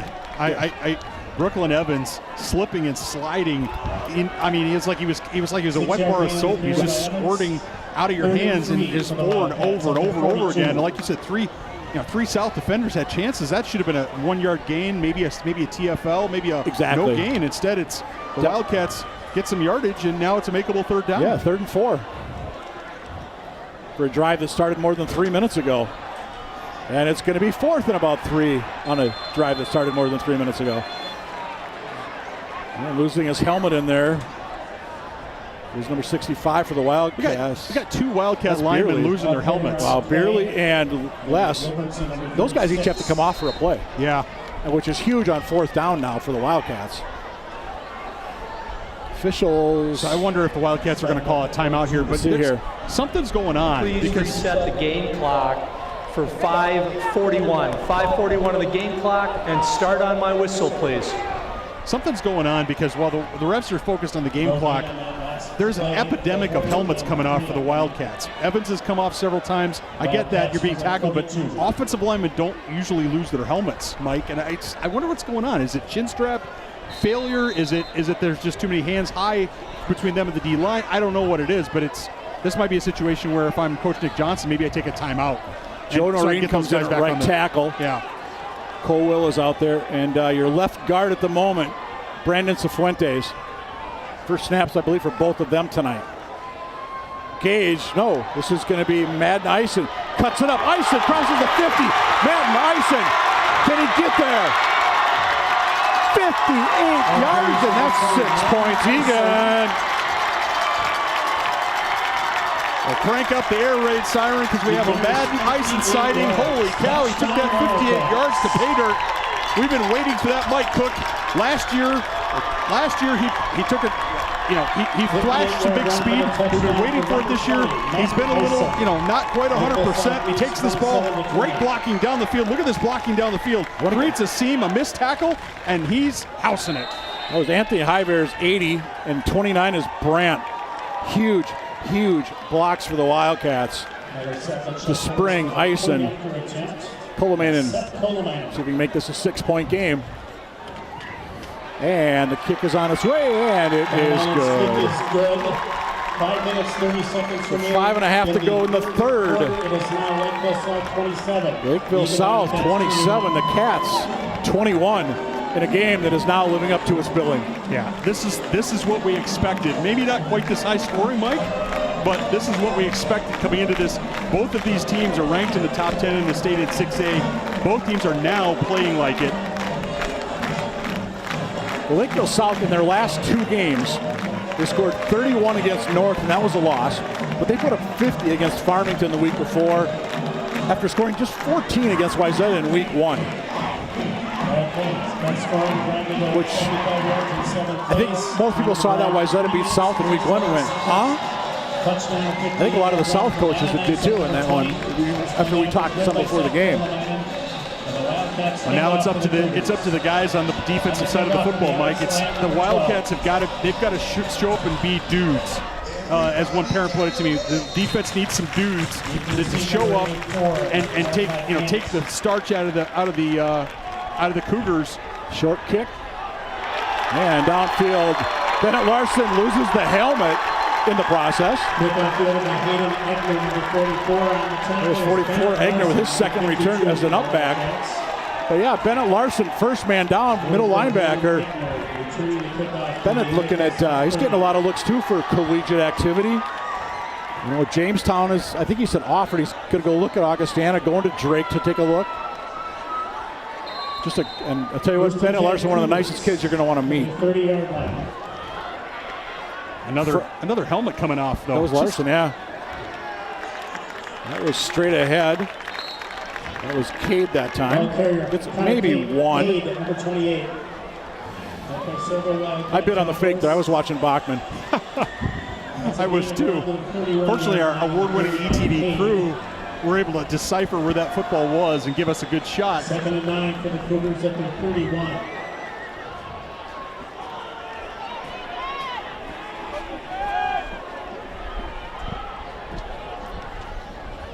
Cats 5 men looking to throw. Here's Dean. Good pressure by Larson. Larson's got him. Will he be in the grasp? I don't know. They are going to say. So Nick Johnson looking for that call, but he's not going to get it. So head referee was looking at. Referee was looking at his colleagues as 28 was there, and I think that's going to bail out. Yeah, the Cade. Yep. I think that's going to bail out the quarterback with respect to the grounding call. Did you hear the pit a moment ago? Bennett Larson. Clap, clap, clap, clap. Bennett Larson.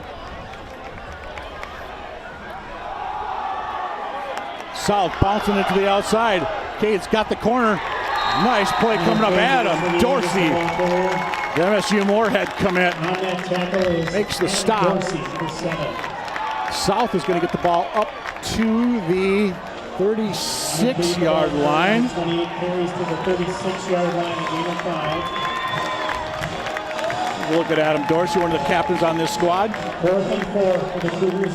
Plays cornerback, and he'll go drop back into punt coverage, or punt return positioning, I should say. So number 1 job here for Dorsey, catch this ball, take 2 steps, fall forward, give his offense a chance to go down and tie this football game up. He'll field it at the 30-yard line, knee on the ground. Perfect. Wildcats, momentum on their side. 4:31 to go in the third. Wildcats within 6 and the football. Well, this might be a rather interesting football game moving forward, Yes, Mike Cook. I think a lot of us, both up here in the booth and maybe in the stands, thought the Wildcats were up against the ropes, and certainly they were. But they have an opportunity here to take the lead in this football game. Just have to get a first down, though. All right, just get a first down at this point. What it starts with. Gage hangs on to the football. Looked like that one nearly scored it out, too, and he and Evans on the exchange, but all went well in the end. Johnson, number 43 for Lakeville South. Now the other thing is, I will say this, Mike, the last drive of the second quarter that the Wildcats took was a long drive. You see Gage second come to the sideline, just getting a little bit of a stinger there, hopefully just a temporary issue, but yeah, Nick Johnson over to quickly check it out. Yeah, but the Wildcats have been leaning on this Lakeville South defense on 3 of the last 4 drives. So Lakeville South defense might start feeling a little bit of fatigue here.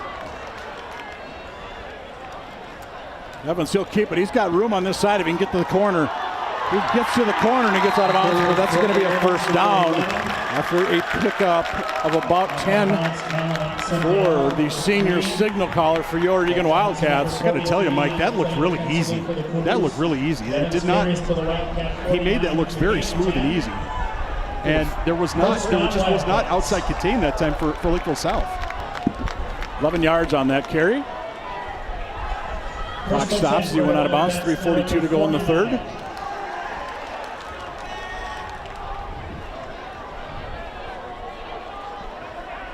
Fresh set of downs for the Eagan Wildcats.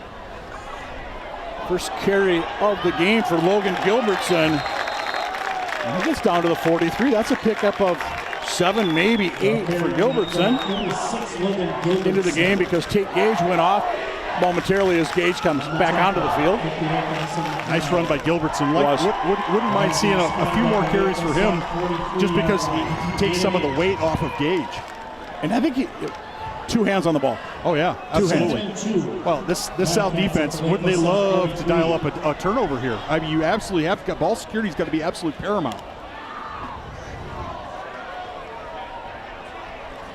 Evans, he'll keep it. Gets a block. And loses the helmet. Did it go off enough to where he's got to come out? Down to the 36. I think it's going to be like the lightning. If we don't see it, it didn't happen. Well, Brooklyn he's got to check that helmet going on. Why is this happening? And that one, he just got wrestled to the ground and it popped off. Yeah. And that was Brett Johnson.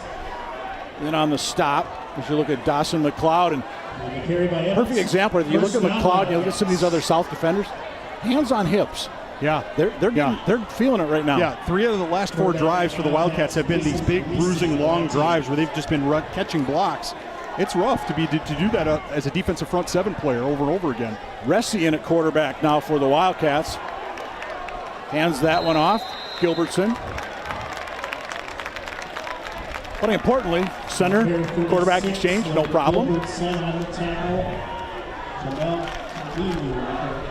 Now that Wildcats stay on schedule, Mike, and that's what you want. You want them to stay on schedule as Evans now checks back into the game. Nicely done. And again, we're going to have to talk to NJ about the chin strap issue, the helmet popping off concerns that the Wildcats seem to have.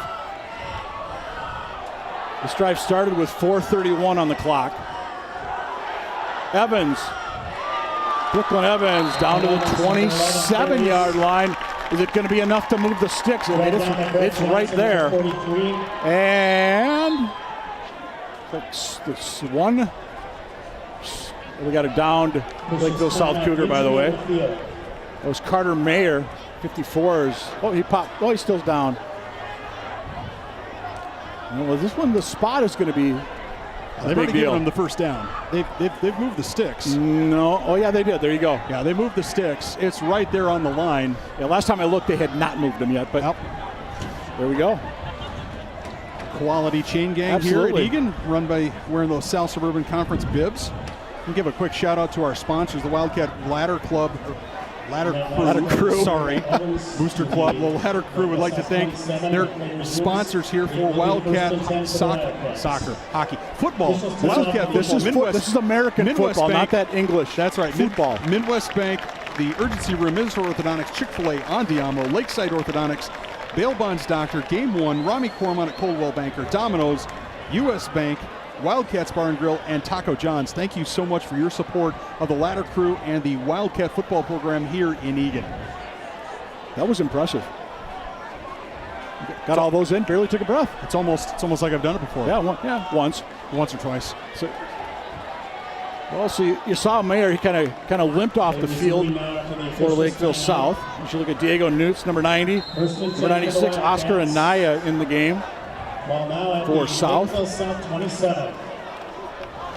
All at the 27-yard line of Lakeville South. Timer. Please put 40 seconds. Nope, got to reset the play clock. On the game clock, 40 seconds and start the game. Will Bachman had a 6-yard run early in this quarter to put Lakeville South up by a 27-14 count. And then a 58-yard run on 4th down by Madden Eisen puts us where we are right now. Lakeville South went 3 and out. And the Cats started this drive back at their own 30-yard line. Evans hands it off into a massive humanity.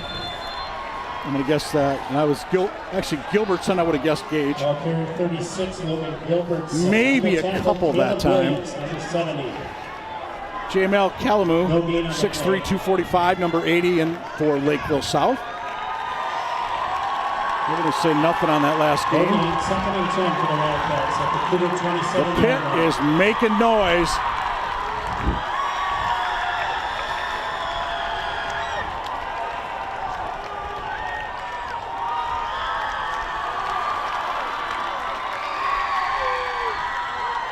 This is Halverson, right side. They've had a little bit of success. We got a flag coming.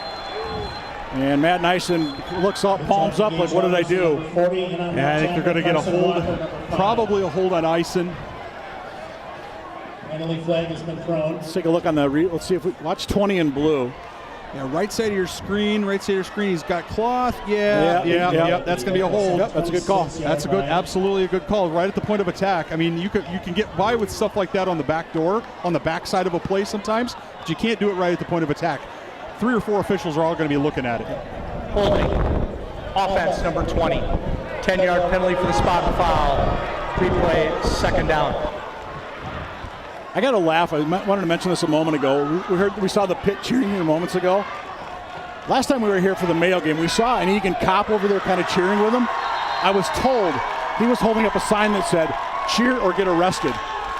Works for me. Exactly. Whatever it takes. I thought that was that was rather classic. After the penalty, 2nd and 19 for the Wildcats.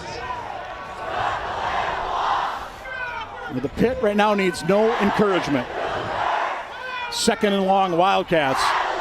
Brooklyn Evans, Brandt. 3rd and long upcoming for the Wildcats. As Nick Swanson, 29 for South, meets Egan's 29. Chris Brandt, after about a 4-yard pickup on what is probably the final play of the quarter. But Peter Zach, the assistant principal, trying to lead the charge. So the clock stopped. Multiple officials signaled to stop the clock. I'm not sure why we're stopping the clock unless someone called timeout, and now we roll it. And now we'll head into the 4th quarter as Evans goes to the middle of the field, but we're going to start the 4th quarter. And Mike, the Wildcats are definitely up against it. 3rd and 19. 3rd and 14, I believe. 3rd and 19 or 3rd and long. Third and long, absolutely, whatever it's going to be. So the Wildcats have got to go to, they've got to take this break, and they got to think about it, Mike. Well, 12 minutes to go, dare we say, in regulation. 4th quarter is coming up momentarily on ETV. Emma, did you hear? Todd's in the hospital. Who's Todd? He got a collapsed lung from vaping. He thought it was cool. Not cool.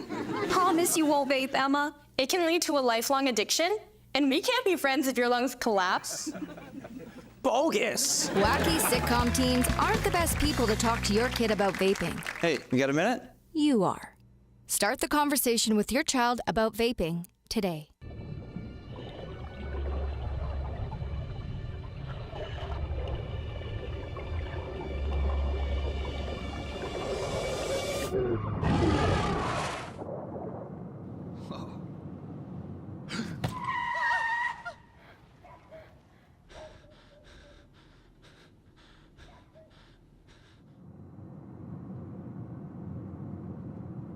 Eyes forward.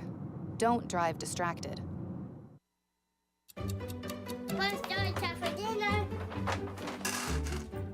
Donating pet food can keep families together. Pets and people belong together. Learn more at petsandpeopletogether.org. 3rd and 17 for the Wildcats as we start quarter number 4 here in Wildcat country. Evans going to go to the air. Wide open, Ison far side. Madden Ison down to the 12. 22 yards on Egan's first pass attempt of the football game. Pass is good for a Wildcat first down. Well, the Wildcats did something there that they don't commonly do. They went to the air. All of the momentum flowed to the right side of the formation. Ison snuck out on the left side of the formation. I'd have to go back and look at the replay to see exactly where he started lined up. But in any event, he got lost. Lakeville South lost him. As you see, Evans rolls out, looks right, then throws back left. Ison all by himself. Catches it, secures it, gets the first down. Wildcats are in business. Inside the red zone. Gilbertson. A couple, maybe three.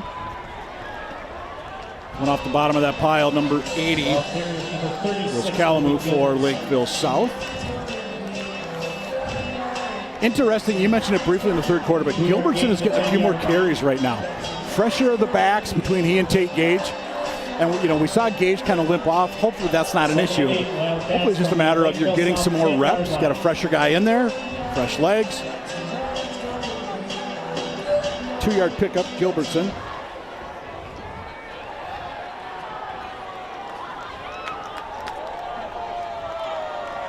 Ison in the backfield with Gilbertson. Evans, he loses. Oh, he slipped. Yep, he lost. Down at the 12. That's high school rules. You're down. Yep, Evans unlucky that time. He says, I'm sorry, guys. I'm sorry about that one. He just lost his Nikes, just gave out on him. Unlucky that time, because if he makes that decisive cut, he gets positive yardage. He doesn't, maybe he doesn't score, maybe he doesn't get a first down, but he gets positive yardage and he sets up a third down that's much more makeable. Instead, we've got third and long. There was definitely a seam there. And hey, his helmet stayed on that time. Thank heaven for small mercies. Exactly. Again, this drive started with 4:31 to go in the third quarter. For Eagan to win tonight, they had to have lengthy drives. Evans, Ison, and he get knocked out at about the 6. In front of athletic director Jason Elias. Walker, another stop for Lakeville South. So interesting here, Wildcats down by 6. Down by 6 inside the, I would say probably the 6-yard line. Yep. I think they've marked them at 4th and goal. No, 4th and 4 from the 6-yard line. So the Wildcats have a few decisions to make. They obviously are going to go for it here. They're not going to kick a field goal. Sure looks that way. I'm going to make a call here. Watch your tight end go out to the left. High Bear. And timeout. I just got, Eagan doesn't use a tight end very often. I'm just thinking you're going to maybe throw something that you don't normally see. But that'll be the first time out of the half for the Eagan Wildcats.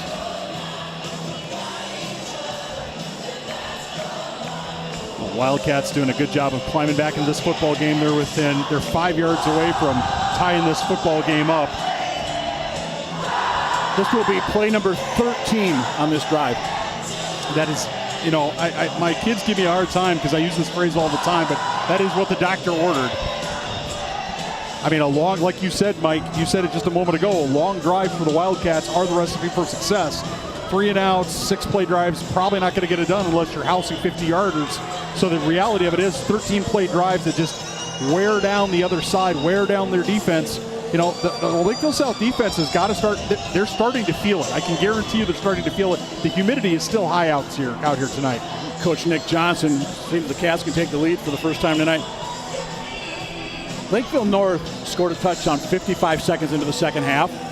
Since then, they went 3 and out on offense. That's it. So how much, I don't know what that comes to in terms of time, but as you said, Nathan, that defense has been out there a lot. Cougars 6-yard line. You have Brandt at the left wing, Ison right wing, Gilbertson, your set back. Evans, reverse, near side, Dorsey, 4, the touchdown, 6 points, Eagan. Hit the Cron, this game is tied. This game is tied. I did not. We've had several things that are not on the bingo card tonight, and an Adam Dorsey end around was definitely not. That was brilliant. Lakeville South absolutely sucked over to the far side. They thought it was coming to that side. Nobody stayed home. Backdoor. Dorsey took it, and he was decisive. He didn't dither. He didn't try to make a cut. He just hauled, you know what, to the pylon. Coleman for the lead for the first time tonight. Tyler Sedlacek, your holder. Kick is up. Kick is barely over. But it counts. Wow. Well, Coleman is an old hockey player, and he would tell you that any goal is a good goal. But look at what Dorsey does backdoor. Look at those Lakeville South defenders. They got sucked in. They got flat-footed. They did not keep their outside shoulder free, lost outside contain. And like Coleman is sitting there talking to the coach NJ about what happened there. But like I said, Coleman, an old hockey player, he understands that a dirty goal is still a goal. Absolutely. Just like a dirty PAT is still a PAT. Oh, what a football game. This is worth waiting around for tonight. Well, I hope our fans on ETV, whether you are watching on the live stream in Lakeville or from Sarasota, Lakewood Ranch, Florida, or whether you're watching from Eagan or anywhere, you're at Wildcats, I hope you guys are enjoying this because we sure are up here in this booth. The pit is rocking. Everybody's having a good time. Even the Lakeville South fans, despite it being down by a point, hey, none of them have left after the weather delay. This is what high school football should all be about. It's Friday Night Lights, Thursday edition. To receive number 28, Connor Kane, number 29, Swanson. Another short kick for the Wildcats. This one will be returnable from the 21-yard line. Good coverage down. Well, it kind of spins his way. Actually gets a few extra yards out of that. Nice job by Malachi Grant to get Lakeville South out to their own 35 or so. With 9:58 to go in the fourth quarter. Or should you say regulation? That's my line. Yeah, I know. I know. Some of the greatest moments in sports are when you steal other people's good material. Okay. There's 10 Cougars at the 35.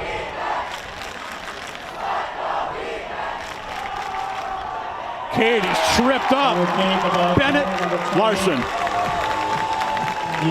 Need we say more? Bennett Larson, number 52. Well, we don't need to, but let's do it anyway. Bennett Larson comes knifing in like nobody blocked him. He diagnosed that and attacked it. Be interesting to see now that Lakeville South is knocked off schedule. Do they go back to the full house? Do they go stay in the I formation? What do they do? How do they compensate?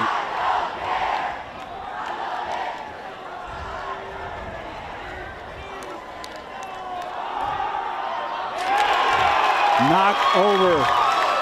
Langhorst up ends. Number 26, Jonas Shine. Well, I'm not sure he's carried the ball much since that first quarter when he had that long touchdown run. Wildcats here have got to force a fourth down, even if it's a short fourth down. They've got to force a fourth down, make Lakeville South make a decision about what they want to do with this football. The only way to do that is to tackle like they did in these first two plays. Engers, your up back. 44 in white. Dean rolling.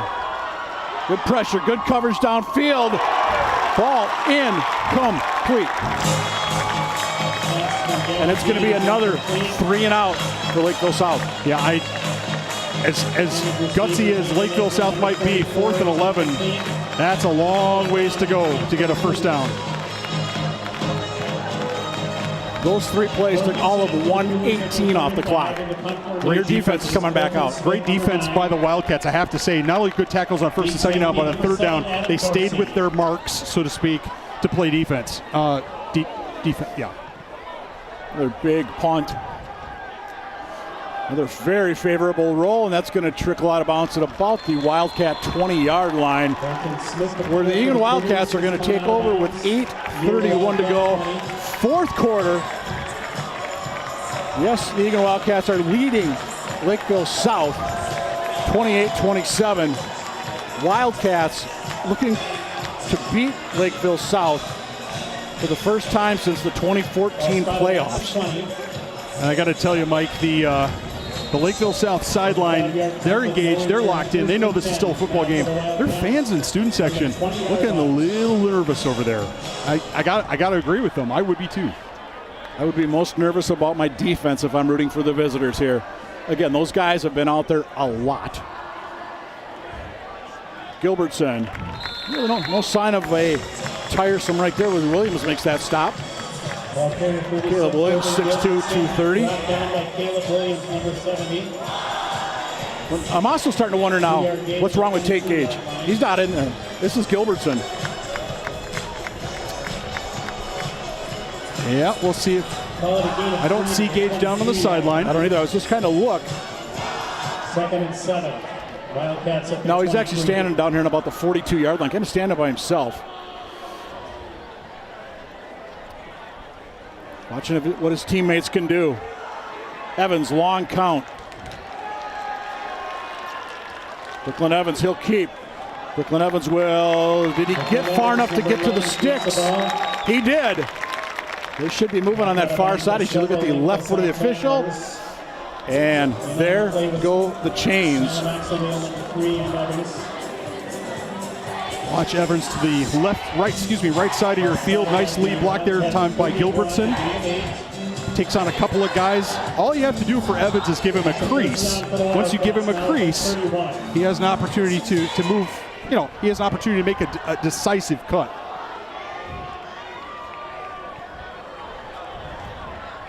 Just milking the clock a little bit more. Although he did step out of bounds, so it didn't go straight ahead. Gilbertson. Maybe 2, maybe 3. Off the bottom of that pile. Or one of those, Carter Mayer, 54. Called that name a lot tonight for South. Well, you can just hear they're cranking out the tunes here in Wildcat country, and let's just say the pit is into it. Well, it's hard. How can you not be? You're taking on Lakeville South. You haven't beaten them in a decade, right? And you've got a 1-point lead, and you have the football in the fourth quarter.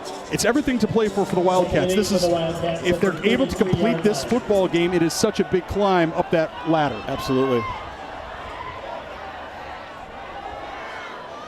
2nd and about 6. Evans, he'll keep it. He'll pitch it. Halverson cuts it up. That is a perfectly clean hit. I have a clean block. I have no idea what they're doing there. You see the flag. That's incredible. I mean, what's he supposed to do? The guy's running full speed. If he stands there, he gets absolutely run over, and it's dangerous. I did not see it, so let's take a look here. Watch, near side of your screen, they're facing each other. They're facing each other. His helmet's on the front. They're going to call that blindside? Yeah, I don't. That's ridiculous. Well, if that's the officials are still talking. Pick up this flag. I was going to say, do they pick it up? I'm sorry. I don't understand what they're supposed to do. Personal foul. Unnecessary roughness. Illegal blindside block. Number 20 of the offense. 15 yards from the spot of the foul.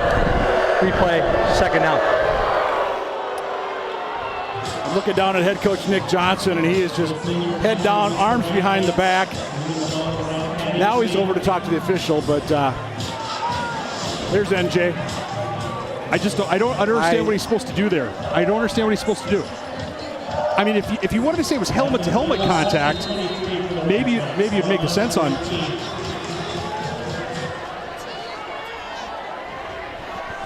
Yeah, it's face-to-face. Hands were up. So, bottom line, 2nd and we're going to say 23 for the Wildcats. And Brooklyn Evans says penalty might. 6 points. Eagan. No flags on the field. 82 yards. 77 yards. Well, Brooklyn Evans pulls that one out of his hat and takes it to the house. That was I definitely didn't see that one coming either. I stand corrected. 82 yards for Evans. Bottom line, 6 points.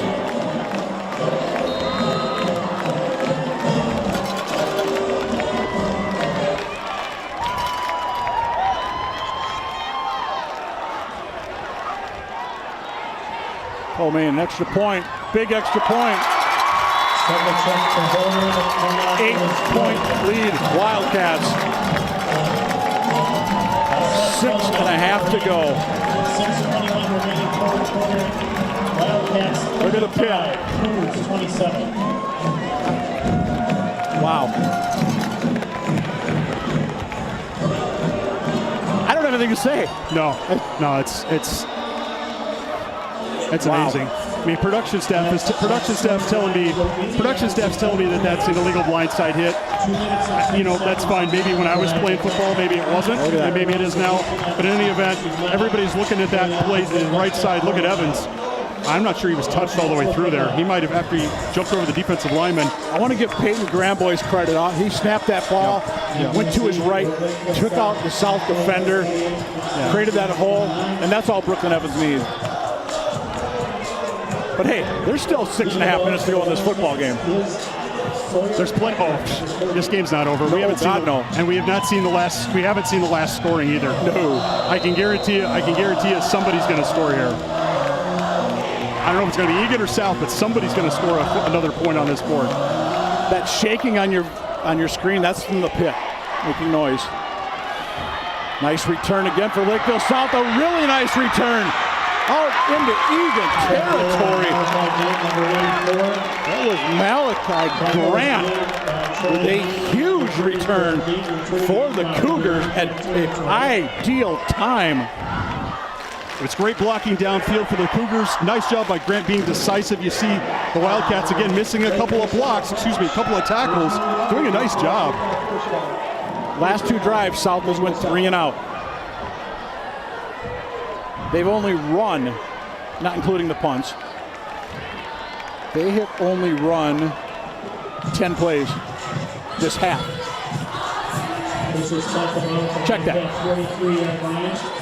Not including the punts, they've ran 9 plays this half.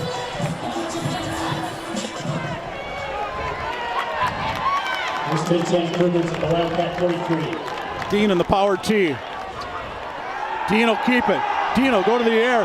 He's got a man. That's Bachman. Far side, just over his hands. Dorsey on the coverage. About a yard too far on that toss. Dorsey had the coverage, but Bachman did a great job of getting separation. He was absolutely going to score if that ball was just hung up just a little bit more. Wildcat defensive line did get some pressure on the quarterback as he's heaving that up in the air, but dangerous stuff if you're the Wildcats. I like the call though. Oh, it's brilliant. Absolutely brilliant. I think it's a great call. Go for it. 2nd and 10. There's Cade across the 40. Going to set up 3rd and about 5 for the Cougars. Cade looks like he might be a little dinged up. Well, the Cougars are going to come at you in waves. A gain of 4. It's 3rd and about 5, maybe. Let's call it 3rd and 6. And 4 on that last carry. Goes without saying this is 4-down territory. Oh, absolutely. Absolutely. And that wind we had earlier, it's gone. The flag is hanging limp now at the north end of the stadium. There's Cade. And it's going to be 4th down. 84 for you, Eagan Wildcats. Harrison Brandt, the 6'1 junior, his biggest stop of the night. That was good blocking by Lakeville South at the point of attack, but it was the backside pursuit from the Wildcats that created that play. Watch here from the right side of your screen. Watch them flow. It's not point of attack. There were good blocks at the point of attack. It was the backside that that knocked the Wildcats, that bailed out the Wildcats. 4th and 3. The pit will tell us what happened, especially if Eagan makes a stop.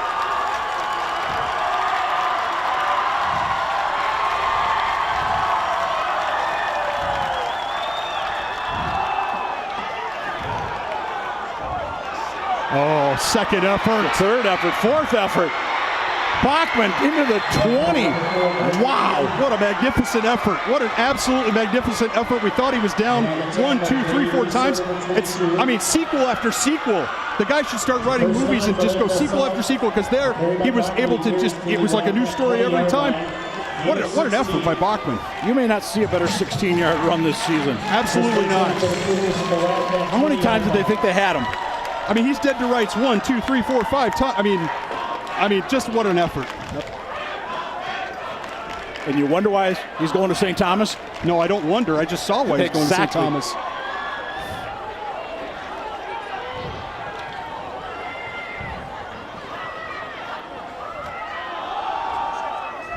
Well, bursting through that time, Bennett Larson. Hegner was dropped after about a 1-yard gain.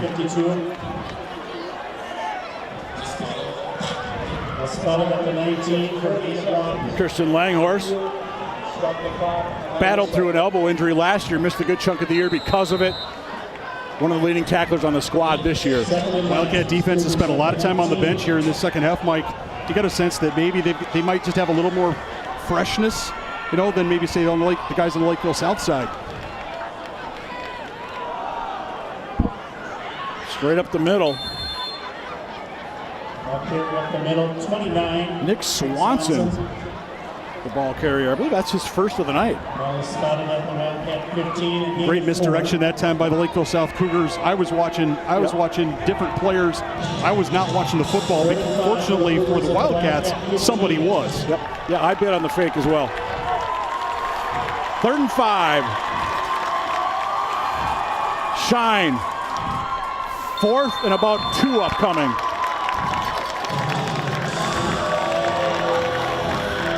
Well, a few moments ago, they converted 4th down.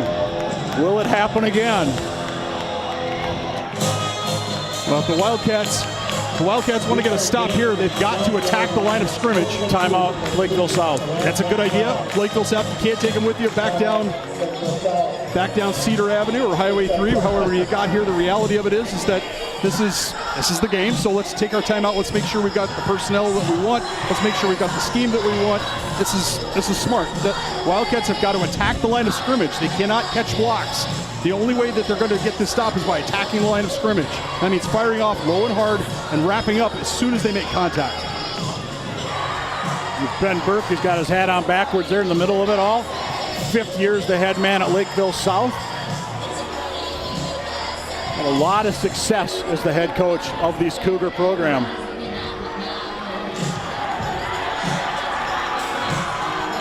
From the 12.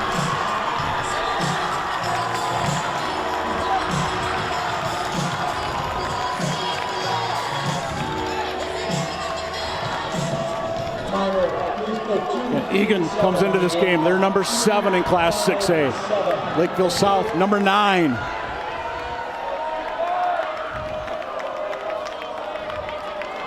It resumes 4th and 2.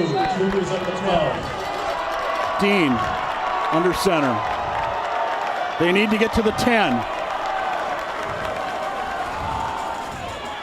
Beckman falls forward to the 8. And the drive stays alive for the Cougars. But they're not sure what the pit is cheering about. 1st and goal. 2:45 and counting. This drive started with 6:21 to go in the quarter.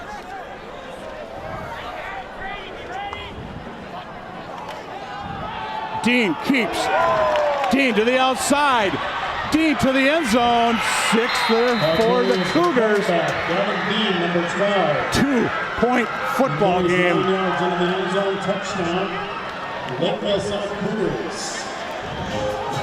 That was designed beautifully. Nice block. I think was that Beckman on the initial hit? Yeah, Bachman, I should say. Yep, absolutely. Outside, that was a well-designed play. Put it in the hands of somebody who's been solid all night. And now, of course, the Lakeville South Cougars will go for 2. Makes sense, obviously. And what do they have dialed up now? They've got to obviously, get into the end zone. So Is it a little pass? Is it crashing off tackle? What is it? See, the fans are rising on the Lakeville South side. The pit, they stayed on their feet since the word go tonight. And timeout taken by the Lakeville South Cougars. Nick Johnson saw that big, deep breath there by NJ. Yet to beat the Cougars as Eagan's head coach.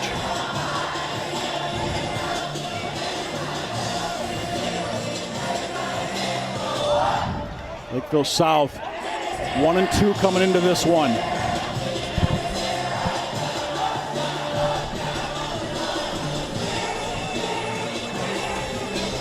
Isn't it bedtime for these guys?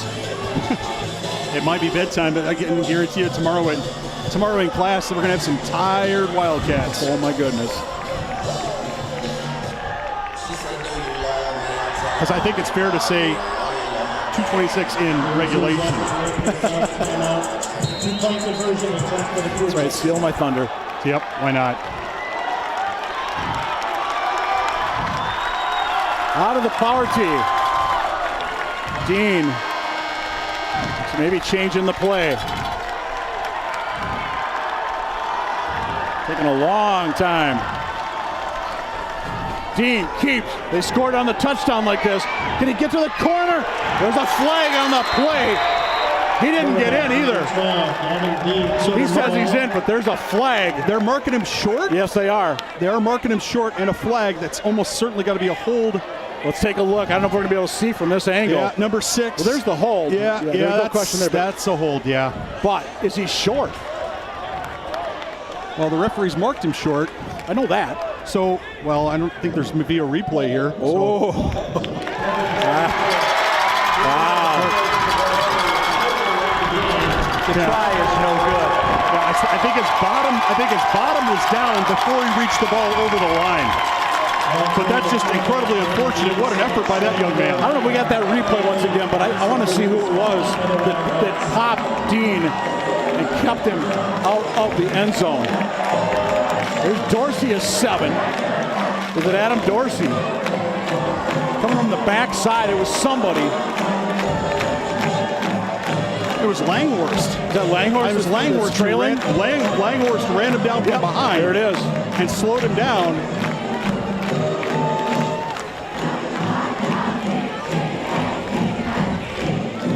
Well, the Wildcats find themselves in a very unusual position here, Mike. Can they handle success as well as they've handled the comeback? This is weird to say, considering who it is. Adam Dorsey right now has the winning points and probably a game-saving tackle. Not one of the guys that normally goes both ways for the Wildcats. Onside kick upcoming. South has 1 timeout left. Cats have 2.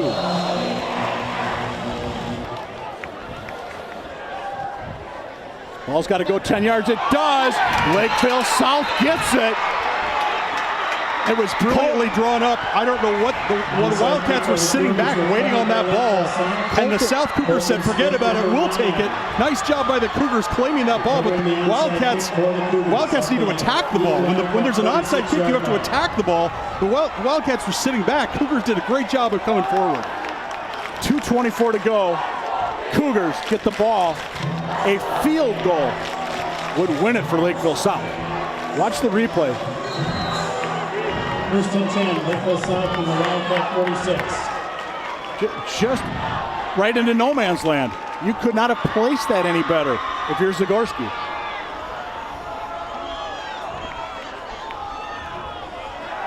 Dean looking to throw. Got a man far side. That ball is caught. Shine with the 34. Nice pass. Completed. Catch made number 26.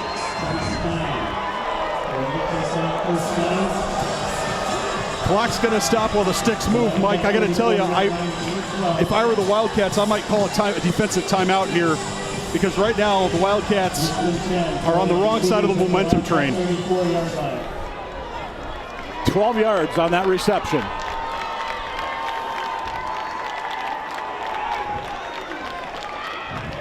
Two receivers left. Will Dean go to the air? Dean will keep it himself. Got a little bit of a room. He'll get down to about the 30-yard line. Larson and Langhorst on the stop. But again, now the clock's going to continue to run. I can guarantee you that Lakeville South players, Lakeville South fans would love to see, they don't want to see a field goal attempt here. No, they want to see a touchdown. You know, a lot of times in warm-up, we'll watch the kickers. I did not get a chance to see Lakeville South, what kind of range their young man has.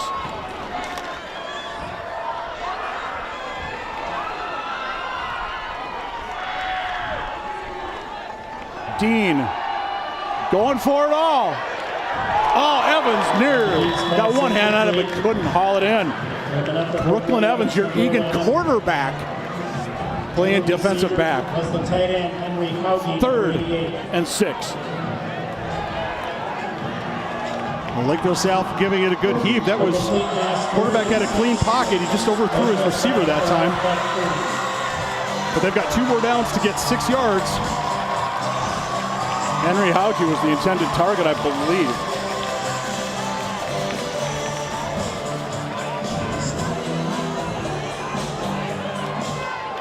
Wildcats have got to get their defensive signals squared away, and that's going to be a penalty. Unfortunately, the South Cougars broke the huddle with 12 men in the huddle. In the formation. So that's going to be 5 more yards down the other way. 3rd down.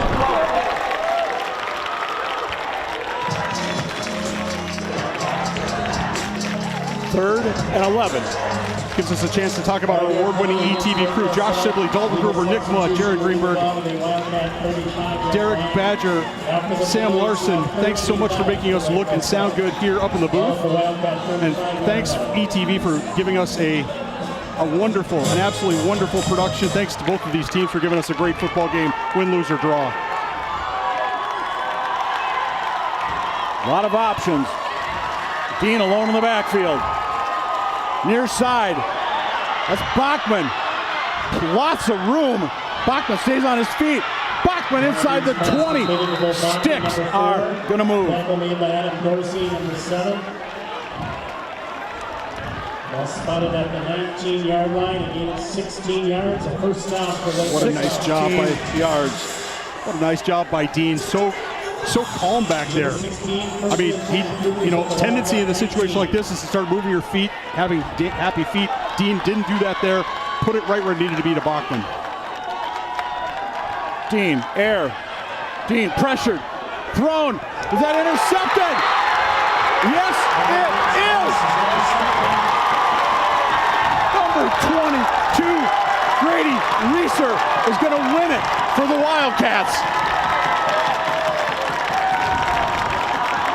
The Dean rolls out to his right, sets his feet, puts his arm into it. Nicely done. I don't think that's a bad pass at all. I think Grady just makes a great ball break on that football. Number 22, the Wildcats take over. 2 kneel downs is what you need if you're the Eagan Wildcats. By the way, the pit is moving. The pit is charging the field. Yeah, well, they might tell them that they're not supposed to. Yeah, good luck. They shouldn't, but good luck. This has not happened much. If you're a Wildcat fan, this is the kind of thing that has not happened much. Well, let's make sure you got to get the snap. Take a knee. Lakeville South does have a timeout. Whether they choose to use it.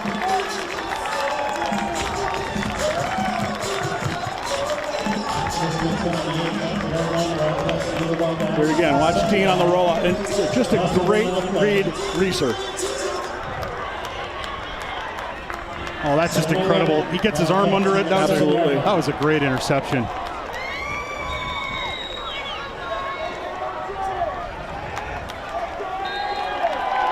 Final snap. South is not going to take the timeout. Nathan Cron. The Eagan Wildcats just beat Lakeville South 35-33. The Eagan Wildcats are 3-1. I remember having this feeling last year, Mike Cook, when Rosemount came up here and the Wildcats dominated them, smacked them around, and beat them last year, and I did not know what to say. this is something that does not happen very often here in Wildcat country. We've seen a football program go from, can we get a first down? Can we get multiple first downs? Can we score a touchdown? We've seen that to where we are today. This is a big rung on climbing the ladder for these Wildcats. Again, your final. The Eagan Wildcats, 35. Lakeville South, 33.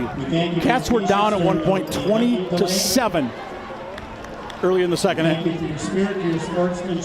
it was early in the second. Or at halftime, they were down 20-7. Major credit to both of these teams. They have given us a show tonight that, at the beginning of the night, we weren't sure what was going to happen with the weather. We weren't sure what was going to happen when Lakeville South took a 2-score lead.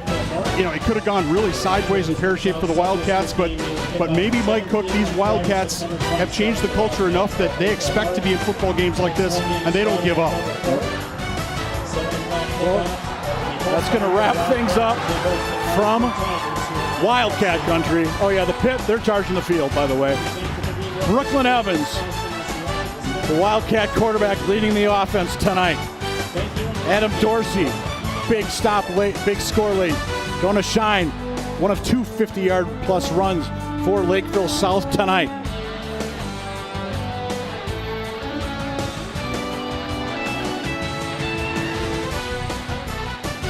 Lakeville South gave these Wildcats all they could handle. What Lakeville South, a quality football team, now falling last week to Lakeville North, now losing to the Wildcats.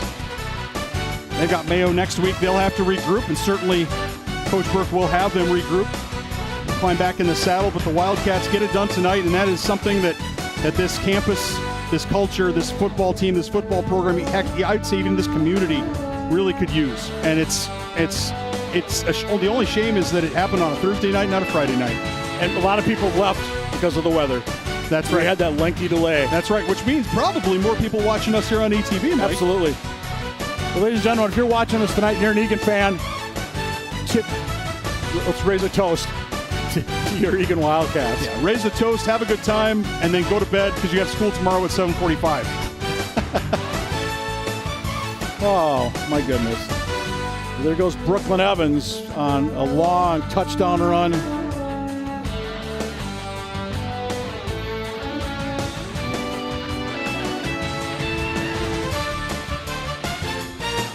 McCall, Dean thought he was in, would have tied this football game late. They get the onside kick. Grady Reeser steps in front of the pass. The margin between these two teams was, Mike, it was razor thin. Right? It was Langhorst hustling from the backside to take down Dean.